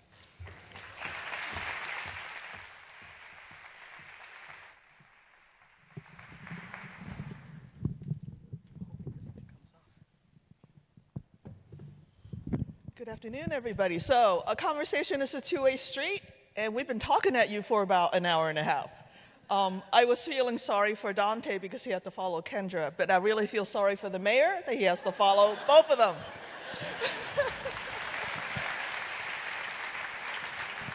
So somehow I get no ovations, and he gets through too. What's that all about? So some housekeeping. How many of you have phones today? Don't turn them off, because we know that we will not be able to get to all of you today, but please use your 140 characters to tweet. You see the Twitter handles up there. You see the hashtag. The two questions that we're going to ask today that we hope you focus on. Way on the top. Okay. BOS resilience and hashtag I am Boston. So make sure your tweets actually have those on it so we can gather information from you. The two questions that we like to pose to you today, and the mayor will comment on those as well, is one, as we roll this out in the months and days and months forward, how do you want this to take shape in your community? How do you want those meetings to sound like, look like, feel like? Because it's your community meetings. The second thing is, tell us, what is the one thing that you want to get out of these conversations as they happen in your community? Now, those will focus you a little bit, and we have microphones on both sides of the aisle. Those folks who are interested in making comments, and I'm keeping time, I think we can do 8, maybe 10. If you would raise your hand, and the folks in the balcony, please be careful coming down if you wish to. And please line up at the microphones, and we will get rolling. Okay? All right. Sir? First of all, thank you very much, Mayor, for having this. It's wonderful you're doing this, and I thank those two youth who got up and speak. I think it's amazing. My name is Peter Hill, and 2 years ago, Governor Patrick appointed me to a working group on family law.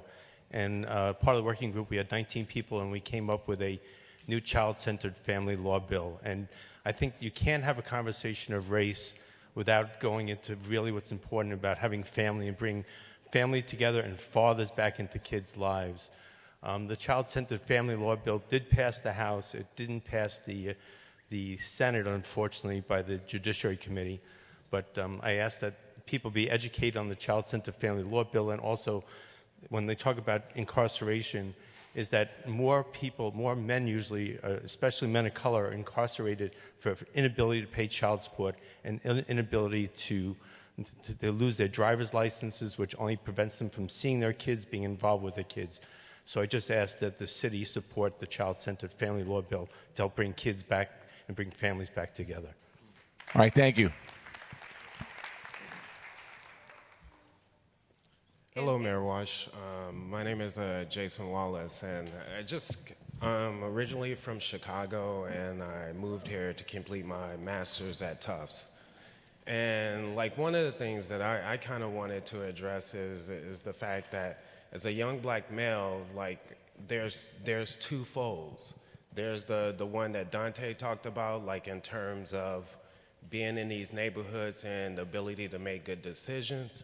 But then I find myself on the other side of it where I'm a person that has achieved and have done all these things to put myself through the measures. And I don't know if that places me in a better position based on like some of like the systematic institutional racism that exists in terms of how you're like kind of locked out of opportunity in a way. So one of my things that really helped me growing up was the fact that Chicago had so many programs that were made public that helped me navigate it. So, like, I just want to know, like, how are you guys planning to really address some of these issues in terms of helping people navigate it in terms of allocation of resources? Well, thank you for the question. Let me just say to you, we have many of those same programs that Chicago had. One of the things I would suggest to you when you talk about being in two worlds, kind of, we have what's called the Mayor's Mentoring Movement. It was a movement started by President Obama that came out of My Brother's Keeper. So the first thing I'd ask you to do is make sure you sign up for the Mayor's Mentoring Movement to get part of what we're doing. And also My Brother's Keeper initiative, which the president started 2.5 years ago. Boston jumped in, and we're probably the leading city in America right now working with the president. And we have tons of programs. But I think it's at the point now where we have a lot of programs, it's about action. And the young people talked about it. Dante talked about being in... growing up and making some mistakes along the way. And now he's talking about working for teen empowerment and learning from his mistakes, I think, if I can speak for you, and taking what he experienced as on one side, as I did, and now taking it to a positive side, and how do you move forward? And I think that that's what we have to do here. So we do have a lot of opportunities. As you walk out, as you walk back, there's about 4 rows behind you to the right. There's a woman there, Lauren Jones. Whenever, just raise her hand real quick, just to get you tied in to talk about what we're doing in the city of Boston and using you. It's again, it goes back to that conversation I had in the Eagle Room with the young people in the city of Boston. They can do one of two things. They can either sit for the next 4 years and cry about losing the election, which we could all do, I guess, or we could actually step up and say, okay, this thing happened. It's history. It's going to be on a wall someday. We're going to move forward, continue in the city. So we need you to work with us to continue to move forward. Thank you. Hi, good morning. My name is Dr. Monica O'Neill. I'm a clinical psychologist in Boston, and I'm a lecturer in the Harvard Medical School. And one of the things I really like to focus on is the issue of diversity and race, especially within interpersonal relationships. And so, one of the number one things I heard a couple of times is the idea of having this conversation without there being a lot of hostility and whatever. And my biggest concern is that seems a bit unfair in terms of how to have this conversation, because the issue of race and racism creates so much emotionality, and it feels like a bit a way of limiting the truth of what needs to be heard. So one of the things I'd like to hear going forward is perhaps a change in your rhetoric. Instead of saying, like, no hostility, but actually, like, I really want to hear your emotions as clear or as raw as they are. That's one thing. Let me finish. The second thing, one of the other second things that I did not get, that I was hoping to hear and hoping to look for, is a clear statement that Boston has an issue with racism. And I didn't hear that at all today. And I would have loved to hear that, because that, to me, again, as a psychologist, I think of the only way to make changes is to acknowledge a problem. Okay, let me start with the... Can I do just one more thing so I can cover it all? Because I don't know if I have a chance to... Let me respond so I don't forget. Okay. Boston has an issue with racism. Great, thank you. And today is not the first conversation. Today is many conversations we've had up until today, which today is the first, I guess, official kickoff of how we're going to move forward in dialogue. Okay. And I think that what's going to happen today, to bring up your point of hostility, what we meant by that is, of course there's going to be raw feeling, of course there's going to be emotion, of course there's going to be anger and sadness and emotion in a dialogue, because you don't get to healing unless you get that conversation out. And I think what people today are taking notes in the front row is that we are going to be getting facilitators who are going to be coordinating and working in conversations. The facilitator is not going to be directing the conversation. The facilitator is going to facilitate the conversation, and I think that's a lot different than what we're doing today. What I didn't want to do today is I didn't necessarily want this conversation where people ask the mayor a question, the mayor gives an answer. Really what we want to do is hear about ways of how do we move this conversation forward. Your comment, your question, the first part of your question is exactly what we need to hear so we can begin the process. Third point. So yes, racism is an issue in Boston. We're going to have, thank you. The emotionality is a big part of the conversation. The last thing that I wanted to say is that throughout history, you can look at some of the major law schools, Harvard, Northwestern, Stanford, they've all done research that shows that people's social attitudes change as laws actually change. And so, I'm not from Boston, but I've lived here now for 11 years. I moved here from Washington, D.C. to do a postdoctoral fellowship. I'm also from South Carolina, and so I have a very different experience than your grandparents. And I have actually never experienced racism like I've experienced in my life until I moved to Boston. And I'm talking from a social perspective in my everyday life. And how it shows up oftentimes is the level of segregation in the communities that are a part of the history of redlining, and also how it shows up in going to any given restaurant, any given social place, and seeing how it's like maybe I am one out of 100 people in that position, in that place as a black person, when Boston is about 30%, 20-something, like 30% black. And to me, I feel like that should be the way that the census is, should be across the board. So I actually think if you want Boston to be different, there needs to be real clear recommendations, or actually have a law, like approach it like the EEOC, where it says that you should be aiming to have your patrons, your jobs, your companies, whatever, reflect the actual census of Boston. And if not, then we are going to audit you for some sort of level of discrimination, because I don't think that happens in Boston. And if you want people to change, you're going to have to actually create change by creating laws, and then people will catch up. And that's it. Thank you. Thank you. Thank you. Thank you.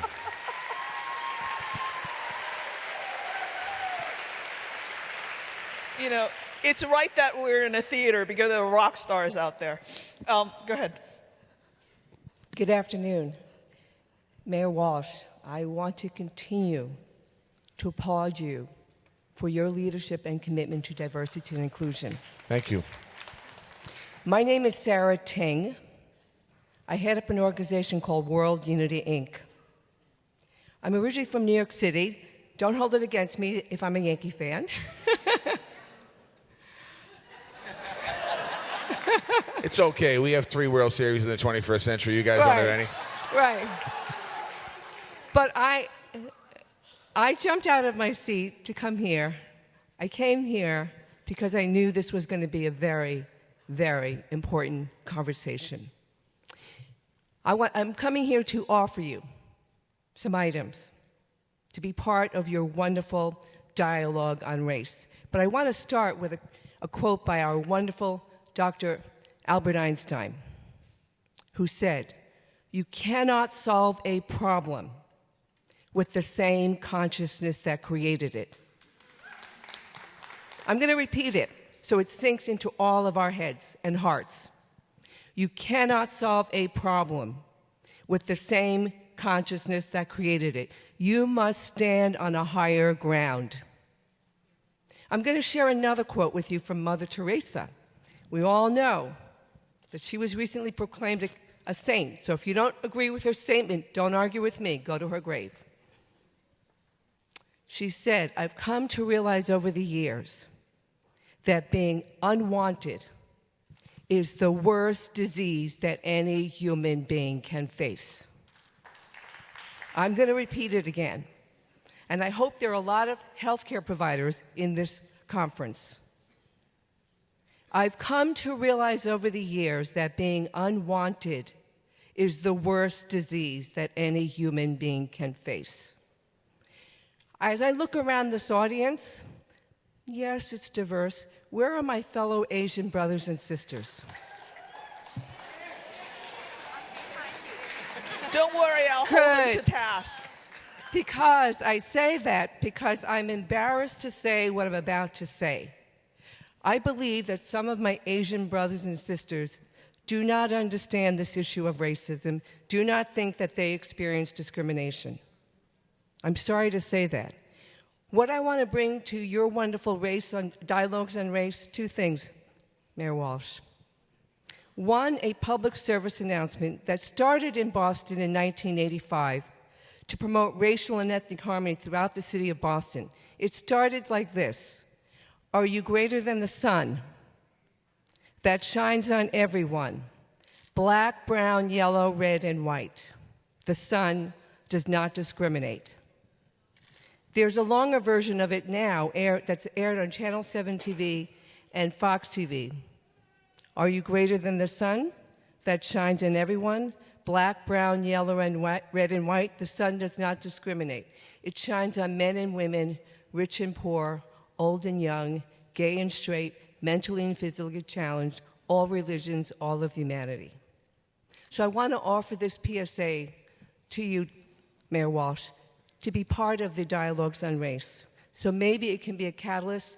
It can invite each of us to look within ourselves, because policies do not change themselves.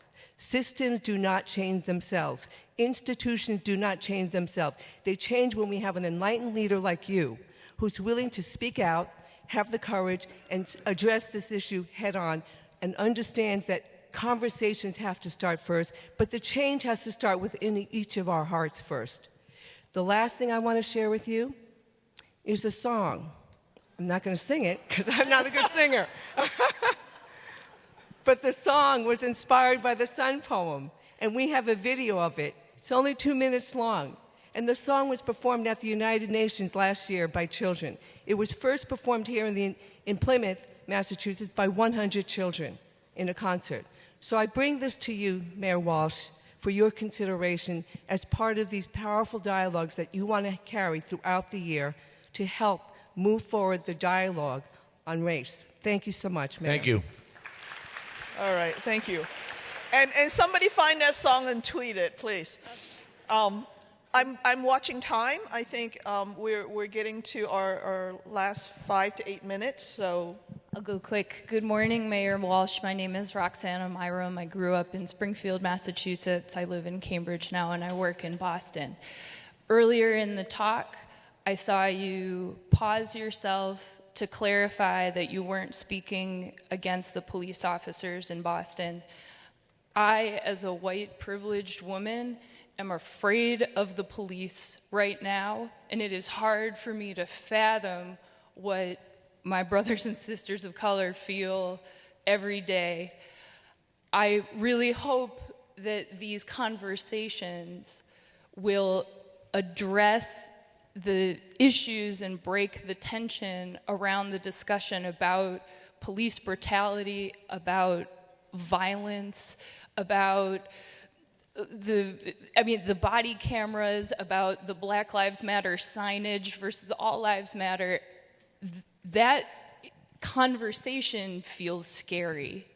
And I want to give you whatever encouragement I have as a citizen to go there as a leader, even though it's going to be difficult. And I hope that others in the room will support you in that. I want there to be progress. I don't want it to be a fight, but I'm scared. The conversations that we're going to have on race are conversations that are going to talk about difficult, complex issues. And I think that, again, as we talk with the facilitators, as people start to talk about what does it happen. So, for example, we've had two race dialogues I've been part of, one with elected officials from Boston and one with people from Boston. Both of those took a different tone as far as where the conversation went. And it was interesting, and I think these dialogues there's no consistent, just much like the counselor who spoke, the clinical counselor who spoke, psychologist who spoke a minute ago, when you have a patient in front of you who are both drug addicted, the feelings and the conversation to healing is two very different conversations many different times. And I think that there's no question about that during conversations we're going to be talking about policing, we're going to be talking about brutality, we're going to be talking about diversity, we're going to be talking about every other aspect of race that's going to be out there. But it is, again, about healing a city. It's those conversations sitting at many of those tables are actually going to be police officers themselves that live in neighborhoods of Boston and other places. They're going to be having dialogues. The police department's going to be having a dialogue. There's going to be all of that. Some of the dialogue the police department has today, and I'm not going to go too much on the police department because it's not just about the police department. They've had dialogues with teen empowerment. So we have to have more and more and more of these dialogues as we move forward. So it's not just about, I mean, and people can, my wording, I mean, I guess anyone can take what I said today and analyze it and cut out certain words and said, you said this, what did you mean by that? This is the first conversation of a lot of conversations that are going to happen in our city. Thank you. I want to be mindful of our schedule and be respectful of folks who are in line. I think we will take 2 more questions. Well, why don't we do this? What we'll do is, I can't stay. Right. So we will keep having conversation, and I am going to, when I have to move out, I'm going to ask maybe Dr. Tia Martin to jump in, because I think it's important to hear from everyone in the room that wants to speak. And this isn't, just so people know in line and in the room, this isn't just necessarily about asking Marty Walsh a question and getting an answer. This is about having you give your ideas and thoughts. I've already gotten 2 ideas, 3 different thoughts today about these dialogues. One is about dealing with, right off the bat, putting racism out there, dealing with how come restaurants and places that we go into the city of Boston, even though we are a 50% people of color city, how come that in some neighborhoods it just looks like me, and in other neighborhoods it looks like different people, and then also the police question. So we need to hear from you on this stuff. Okay. So we're going to go here, and then Atia's going to come out in a minute, and if I'm not here, it doesn't mean I'm not listening. I'll get it all, trust me.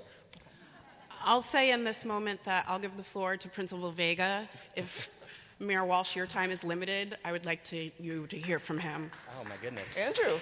Oh. This is how Congress should be. Wow. I yield to the gentleman. He's serving our children. He's letting them know that they're loved. He's sending out letters to them the day of 11/9. I think it's important to give him the floor in this moment. So, ladies and gentlemen, oh my God. Oh, okay. This is Principal Andrew Vega from the Bates Elementary School. Hi. We love him.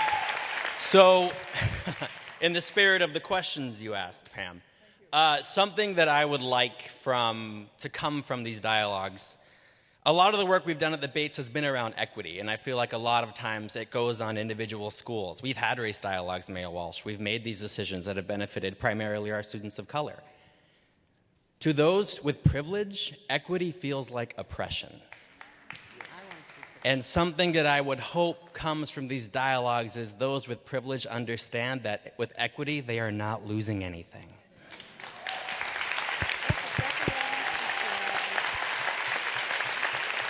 Because we have a lot of work to do. I worked in a school that used to have segregated classrooms, and I can tell you now that we don't have those anymore, we are better for it. And a personal challenge to you, Mr. Mayor. In your opening remarks, you talked about the importance of not remaining neutral in these times. Please tell our governor that.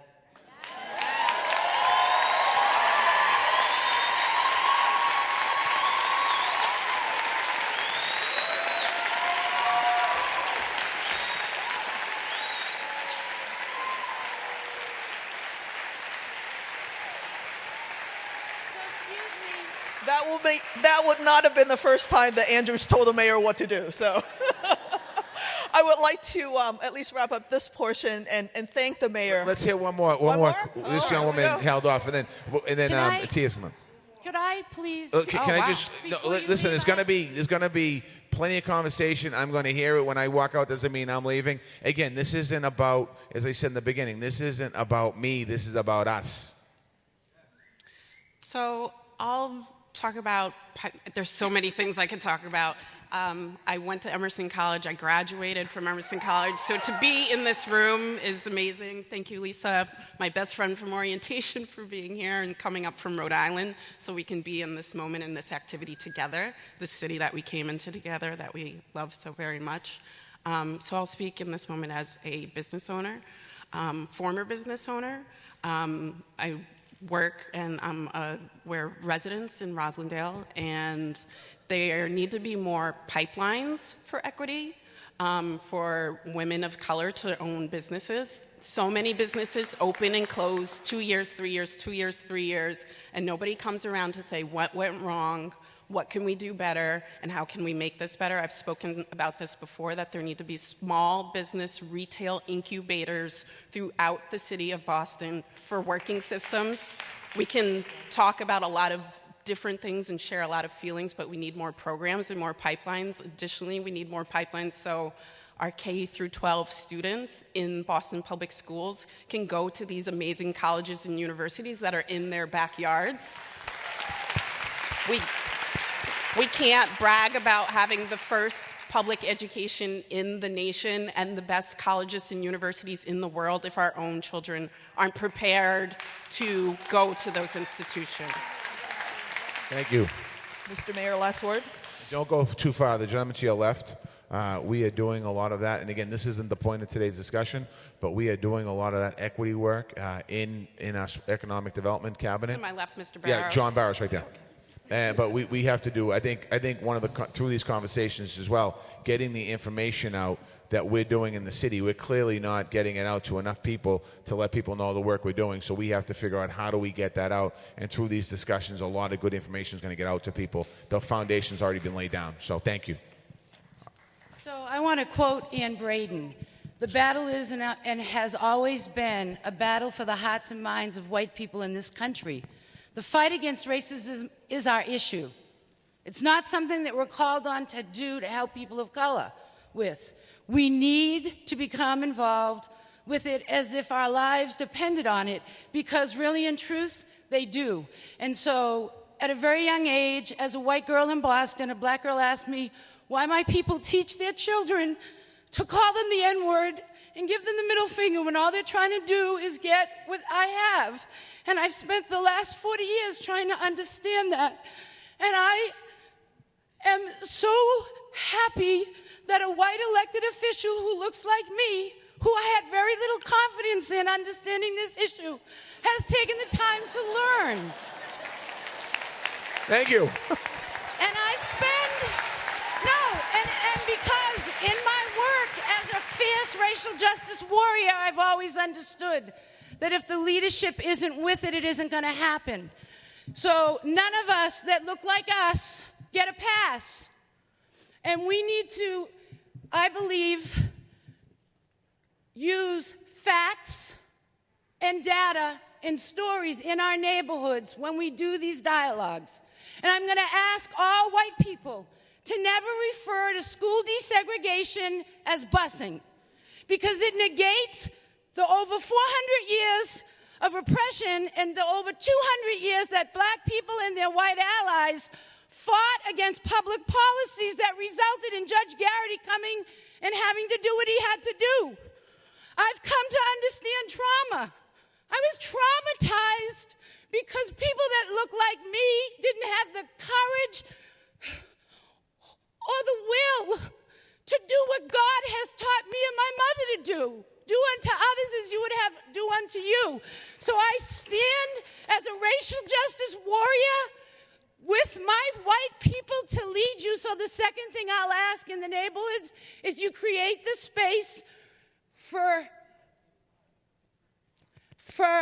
white folks to work through our mess together, because it isn't fair for white folks who suffer from white fragility and the denial of white racial superiority that's been ingrained in us to have to work that through with people of color. Thank you. And that we then caucus with each other, and that all of us are asked today and at every meeting, what can you do in your heart today to dismantle white supremacy? In your mind, in your workplace, in your place of worship? Thank you very much. And pay taxes, because taxes needed to dismantle this stuff. We as white people and of government created it. We're obligated morally. A round of applause, ladies and gentlemen. Thank you very much. And that's a lot of why we're here today. Yes. Thank you. And I apologize. I have to go. Dr. Tia Martin is going to be here, and she's awesome. And I want to thank everyone for being here today. This is not the end. This is the beginning. Thank you very much. Thank you, Mayor Walsh.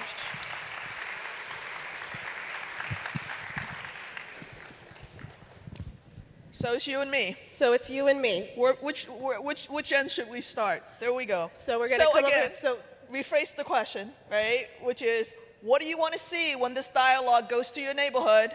And two, what it is that you want to come out of it, your highest hope? Those two things. Thank you. Hi, familiar faces on stage. So when this dialogue comes to my neighborhood, and I live in the Rosendale Hyde Park area, what I want to see is not just the conversation that you're having with me and my neighbors, the ones that are willing to come out to that community center on that Thursday night for dinner of cold spaghetti and warm lemonade while we sit around and talk about our feelings. What I also want to know is the neighbors that you're not going to get there, who have no intention of showing up to this, of the people who live on the other side of Rosendale that isn't an environmental justice tract, who live in Doctors Row, who are not spending their evenings out there. How are you going to reach them? Because those are the doctors who feel like black people have superpowers and don't deserve to get prescribed pain medication at the same rate. Those are the people who lead organizations and CEOs of businesses who, no matter the best intentions of the people on the ground floor, are creating entire institutions and rules to make sure that no one ever, that looks like me, ever gets to a certain echelon of their company. And I need to know, besides the people in that room, how are you going to reach the people who aren't there? Because those are the people who we really need to talk to. Thank you for that. So I think the straightforward answer, and I think it's a theme that we've been talking about this whole morning, is that we all have work to do. And those attitudes that you just laid out are a part of all of us, right? And so it's not just the people who aren't going to be in the room, it's the people who are going to be in the room. What we've learned is that the more intelligent we are, the more confident we are, the more we feel like we got this racism, social justice, racial equity stuff under control, the more blind spots we have.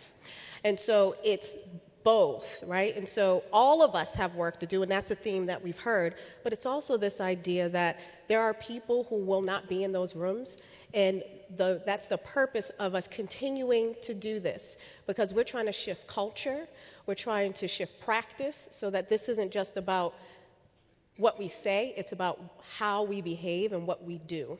And so for us to be able to get there, this is the hard work of continuing to grind. The folks who are ready will come along. Other people will come along later. Some people may never come along. We don't know. But the idea here is that we create as many opportunities as possible for people to engage where they are and how they are. So thank you for the question, Ms. Kristen. I didn't say my name. Sir, if you give us your name and tell us what you want to happen in your community. My name is Rod Singleton, and I have to say that I'm from Roxbury. We in Roxbury feel like inclusiveness around trade unions is not a reality. And so when you come to my neighborhood, we'd like something behind that. Thank you, sir. Thank you. My name is Carol Ridge Martinez, and I'm a neighborhood planner, and I've lived and worked in Boston for almost all of my life in almost every neighborhood of Boston. But right now I live and work in Brighton and Allston. And I want to talk a little bit about the long history of housing segregation in Boston, and I want us to explore that as part of what we do in our work, and then really spend some time thinking about how we make our neighborhoods more diverse. When I started to work in Brighton and Allston, and I'd walk into a community meeting, I'd be like, where are all the Latinos? I'd worked in a Latino neighborhood for a really long time. There are very few people of color. There are some who live there, but very few people who come out to our meetings. And I'd like to see if we can figure out how to finally get rid of the redlining. I mean, it really defines us, Beberg and redlining. It's the circle of promise. It defines everything about equity that we are in the city, and we need to finally break it. Thank you very much. Sir? So before we have the next question, I want to acknowledge something that is really important to acknowledge. We did not have the Latino voice on stage today. So I want to acknowledge that explicitly, and that as part of us making sure that we hold ourselves accountable and that we're transparent, that we acknowledge when things like that happen and make sure that we don't have those kind of gaps again. So thank you very much for making sure we bring that up. Yes, sir. Please. Thank you for this opportunity. My name is Will Mba. I was born in Cameroon. I'm an immigrant. And what I want to say is, what are the, structures in place, like legal counsel, that can help, immigrants and people of color that are scared of being deported after this, election. I haven't heard much about it. How do we evolve from talking to practice, and see that these people are also being taken care of? Thank you for that. We will be mindful. Up here in the balcony, we have Alejandra Senguien from the Mayor's Office for Immigrant Advancement, who actually their whole mission is to support our immigrant community in the city of Boston. So we make sure you connect with her as well, okay? So we're going to come over here, sir. Hello, my name is Ron Goldman. I have a background in psychology, and I want to advocate expanding the dialogue to include a mental health perspective. I think this is very important. And racist behavior involves things such as emotional insensitivity. And in addition to working on changing racial behavior, we can also work on preventing racial behavior. It is possible. And the way we can do that is to recognize that things like emotional insensitivity start very early in life, as early as infancy. This is the way we protect ourselves from trauma. We repress our feelings and withdraw emotionally. And that has long-term effects on adult feeling attitudes and behaviors. So a very important component here is to examine, how do we treat infants? Do we satisfy their needs? Very often there's a disruption in the relationship between the infant and the mother. And if that relationship is disrupted, then the relationship between the infant and all of humanity is disrupted. So again, I just want to bring our attention to another component here. Let's take a look at how we treat infants starting from birth, and that can have wonderful effects on society, because what's done to children, they will do to society. Thank you. Thank you. Good morning, Dr. Martin. Good morning, sir. One of the things that I'd like to posit into this conversation is our thoughts of restorative justice. A lot of things happen. There was and is a lot that came with the previous election, but one of the things that happened was legalization of marijuana within Massachusetts. With that coming, though, as we look at the effects of legalization, I hope that the live stream and the people that are in this room will begin to think of ways that we can do further justice to our ex-cons who have been disproportionately imprisoned. Now that the crime for which they were imprisoned has become legalized, how do we restore their rights as citizens? How do we make sure that Corey is no longer affecting their employment? How do we make sure that they still have economic rights, right? So as we look on whether or not marijuana is decided to be sold commercially or pharmaceutical, how do we then make sure that these people who have been oppressed and imprisoned have access to getting a certification that allows them to commercially sell that for which they were imprisoned, or pharmaceutically distribute that for which they were imprisoned and be trained in doing so, so that it's not just a market for wealthy white Americans who have now taken the advantage and the privilege that has come with years and years of disproportionate oppression. So that is what I'd like to posit, and I hope that we can all reflect and take action on this. Thank you. Thank you, sir. One of the things that I've been told by our producer back there is that we have one additional speaker who's got a very interesting program to introduce to you, and we don't want to lose that. So I know nobody wants to stop. We don't want to stop either. And I know that there's still some folks who are in line. So I'm going to propose that we turn over the stage to our speaker, and Atia and I will come to you to make sure that the questions that you have and the ideas that you have are captured. Will that work for everybody? I know folks been here for a couple hours, so I don't want to lose this piece. Yes? Okay. So I'm going to turn it over to you two, so you and I can go down and speak to folks. And let's turn over the stage. So can we get the person who's helping Miss Jennifer come up, please? Okay. Well, while that's going on, we'll do one more. How's that? Sounds good. Okay, go ahead. McKay. There we go. Danny Butler McKay, and I am a clinical social worker. I work over at Southern Jamaica Plain Health Center, and I'm I'm trying to address the question about what I'd like to see in my neighborhood. I'm in Jamaica Plain. I also endorse the piece about not leaving the heart out of this conversation.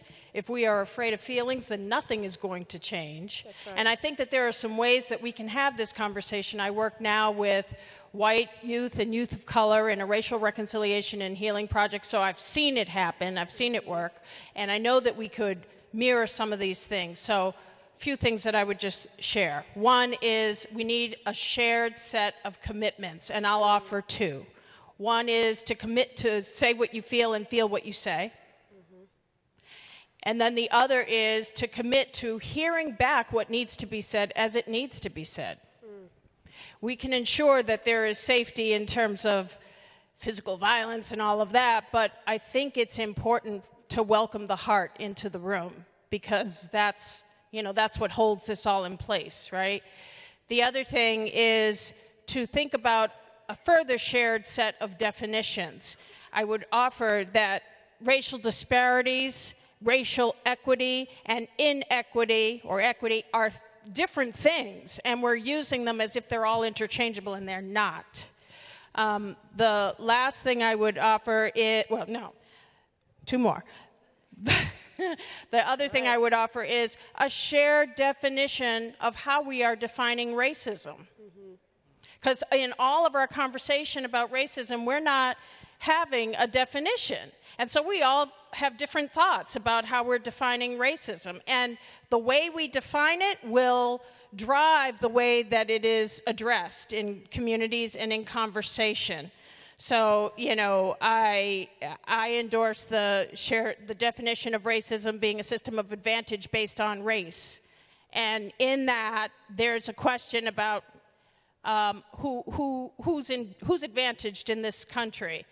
The last thing I will say is somebody had said earlier about not wanting to be in a position where we're hearing some things. As folks of color, we have one role. Whites have another role, right, in terms of this work, the woman who did the Ann Braden comment. And so I think that there's an important piece to be added in terms of racial affinity space. And I would like to see that. I've had a lot of conversations with people who want to just kind of keep it all nice, and things don't change that way. If we're looking at structural racism, we're looking at policy and practice. And if we're looking at outcomes, I'd love to see something happen in the schools, because that's where we begin, and at least that's one strategy. So shared definitions, looking at this as a structural issue and not an interpersonal issue solely, and also having a place where we can address our own internalized racism, so folks of color can address what we've taken in, which you all spoke to a bit, and white folks can be addressing white supremacy and all that goes along with that. So Thank you for wrapping that up for us and bringing all of those pieces together again. I am going to come down to be with the folks who are here. Ms. Jennifer Henderson is going to introduce herself and share some ideas about how a potential process that we can leverage and how we can plug in all of the feedback we got today into this potential process. Thank you. Thank you. I really, let's see if this is right. It's pretty low. I'm feeling like a lot of the conversation we've already had is much of what I was going to say to you, so I'm not going to repeat that conversation. But what I will say to you is that I think this is the moment. The mayor has talked about that. The Chamber of Commerce raised it. Every speaker has spoken about that. That racism is historically a blight on all of our spirits and souls, those of us that are beneficiaries and those of us that are targets. The blight may be historical and even legendary, but the pain is now. The pain is right now. I think the young people couldn't have spoken better to that, to what that pain is like. And because this is about looking forward, the way to repeat what happened in the past is to not be a lesson or a good student of what happened in the past and not bring those lessons forward. So from every tradition, whether it's a religious or a secular tradition, whether it's businesses or whether it's coming from education or from community, from the media, we've all learned that there's something special about when people come together in person and have hard conversations about really important things. And so the welcome table is a model that takes from every single tradition that we've been able to find. My own experiences, and I've lived abroad for a number of my early years. My father was in the Air Force, so we're an Air Force family. But beyond that, yeah, for the Air Force, right? But beyond that, I spent a lot of time moving around in a lot of different cities and working with a lot of different communities. And what we found again and again is that there's some basic pieces that make hard discussions not only helpful, but real. So a lot of people say to me, dialogue, racial dialogue. Dialogue's just talk, and talk is cheap. Yeah, talk that is unintentional, undisciplined, not focused, and not purposeful, that is cheap. That's not what we're talking about. So we're talking about dialogue. So this welcome table idea really came about from the University of Mississippi. And the former governor of the former governor of Mississippi is the only governor in the South that ever apologized for racism, ever admitted it. So the young psychologist who was talking about, can you say the words, said that racism is a problem. That was said by Governor Winter, who raised it and said, yes, it is a problem. It's a problem that we may have not created, the people in this room, but we're the ones to solve it. So I feel like that showing up today is that big step towards solving it. So we have to own it first, even if we didn't create it, but we have to own it and then solve it. So I want to share with you some of the basics around the welcome table and what it entails, and then to give you some sense of what will be the process after this time together. There is a continuum that the welcome table demands. It's trust, truth-telling, reconciliation, and action. You must set up trust. You must be able to tell the truth. And what we talk about in truth-telling is we work to build a bridge strong enough to bear the weight of the truth we have to tell each other. We work to build a bridge strong enough to bear the weight of the truth we have to tell each other. So it is about emotions. It is about truth-telling, and it's about being able to create a situation that allows the truth to be actually heard. Storytelling. We use stories because our brains are wired in a way that makes us more responsive to narrative with data than data alone. We're just wired that way. So we'll listen to someone's story before we listen to a report. And so the welcome table uses truth-telling and storytelling. Respectful dialogue. We keep practicing how to be respectful with each other. We've learned in this culture how to argue. We've not learned how to debate. And so one of the things that the welcome table does is it teaches people the fine art of debate, which means that people are listening to arguments, trying to understand points of view, particularly those that are different from their own, and then together formulating what is a changed reality, because we don't know as much as we collectively know. Just in this room, we've experienced a bit of how that happens. And the last two are trust building. The trust is not automatic. It must be deliberately and purposely built. We have to extend it and respect it. And the last is that when we are building trust and when these things have happened, then the action must happen after that. Because in the end, the personal relationships must begin to be interpreted into structural change. Because, and what's been said earlier, not everyone's going to participate in the welcome table. Not everyone was able to come to this gathering. But I don't think that people have to work so hard for these structures to disappear. I don't really believe that at all.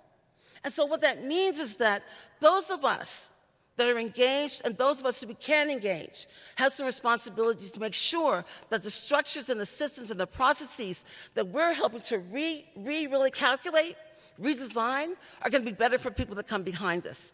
This is all about us living better, but the people that come behind us living the best, having that best life. So, what will people learn from the welcome table and how it'll be organized? There's going to be a series of meetings of stakeholders that are representative of a cross-section of people that live in Boston. And those folks will take a welcome table design, which is made up of dialogue and storytelling and truth-telling, and then have them go through the process, and they will make it uniquely Boston. So there is a welcome table Silicon Valley, there's a welcome table New York, there's a welcome table Mississippi, there's a welcome table in New Orleans. In all the places where we've worked, they have adopted the welcome table, but they make it their own, so it needs to be made their own. The second piece of that is that once The welcome table is done by the prototype, by the pilot group.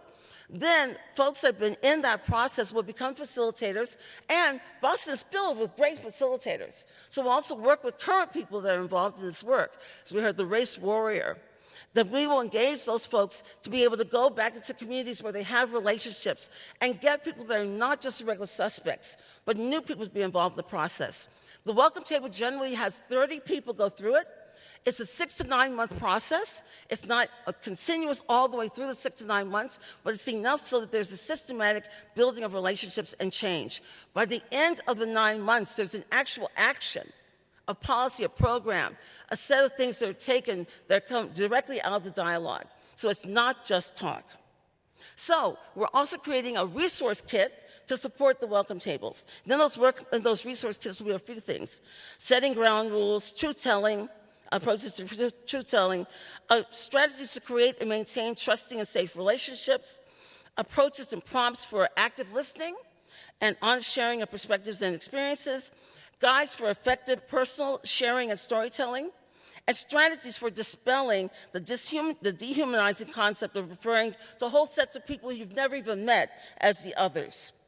Tools for understanding and addressing conscious and unconscious personal and systemic bias, process for creating a learning community and this learning journey that we're on, and then examples of what's been done not only here in Boston, but all around the country in similar kinds of journeys that people are going through. That's the process. We're really hopeful that you will find within the welcome table places for you to be. But as both Adia and the team of folks that's been involved in this effort so far have talked about, this is not a one-stop shop around this issue.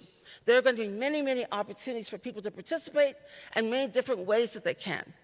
Just as a quick aside, we've worked with the Birmingham Police Department. We've worked with a high-tech company, which I cannot name, in Silicon Valley. But let's just say the book is part of their name. We've worked also with a very famous ice cream company in Vermont, of which I'm on the board of, but I'd rather not say that name too. So we've worked with a lot of different kinds of entities to be able to bring them together. My hope is that we will say, no, we've not resolved racism yet in Boston. But of all the places that I've worked, no one has ever taken it on so boldly and so directly. And for that, what we can say is, it's not been taken on yet. Thank you.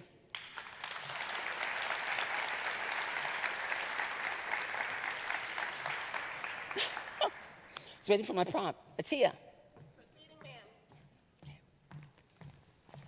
So for the sake of time and the fact that we've cleared the space because we went over by 20 minutes, I want to end by saying thank you for those who stayed with us over the time where we started. I want to let folks know that as you leave, just a reminder that the blueprint, which is the framework for the City of Boston's resilience strategy that connects the dots between resilience and racial equity and social justice, is available for you as you leave. Please take that with you.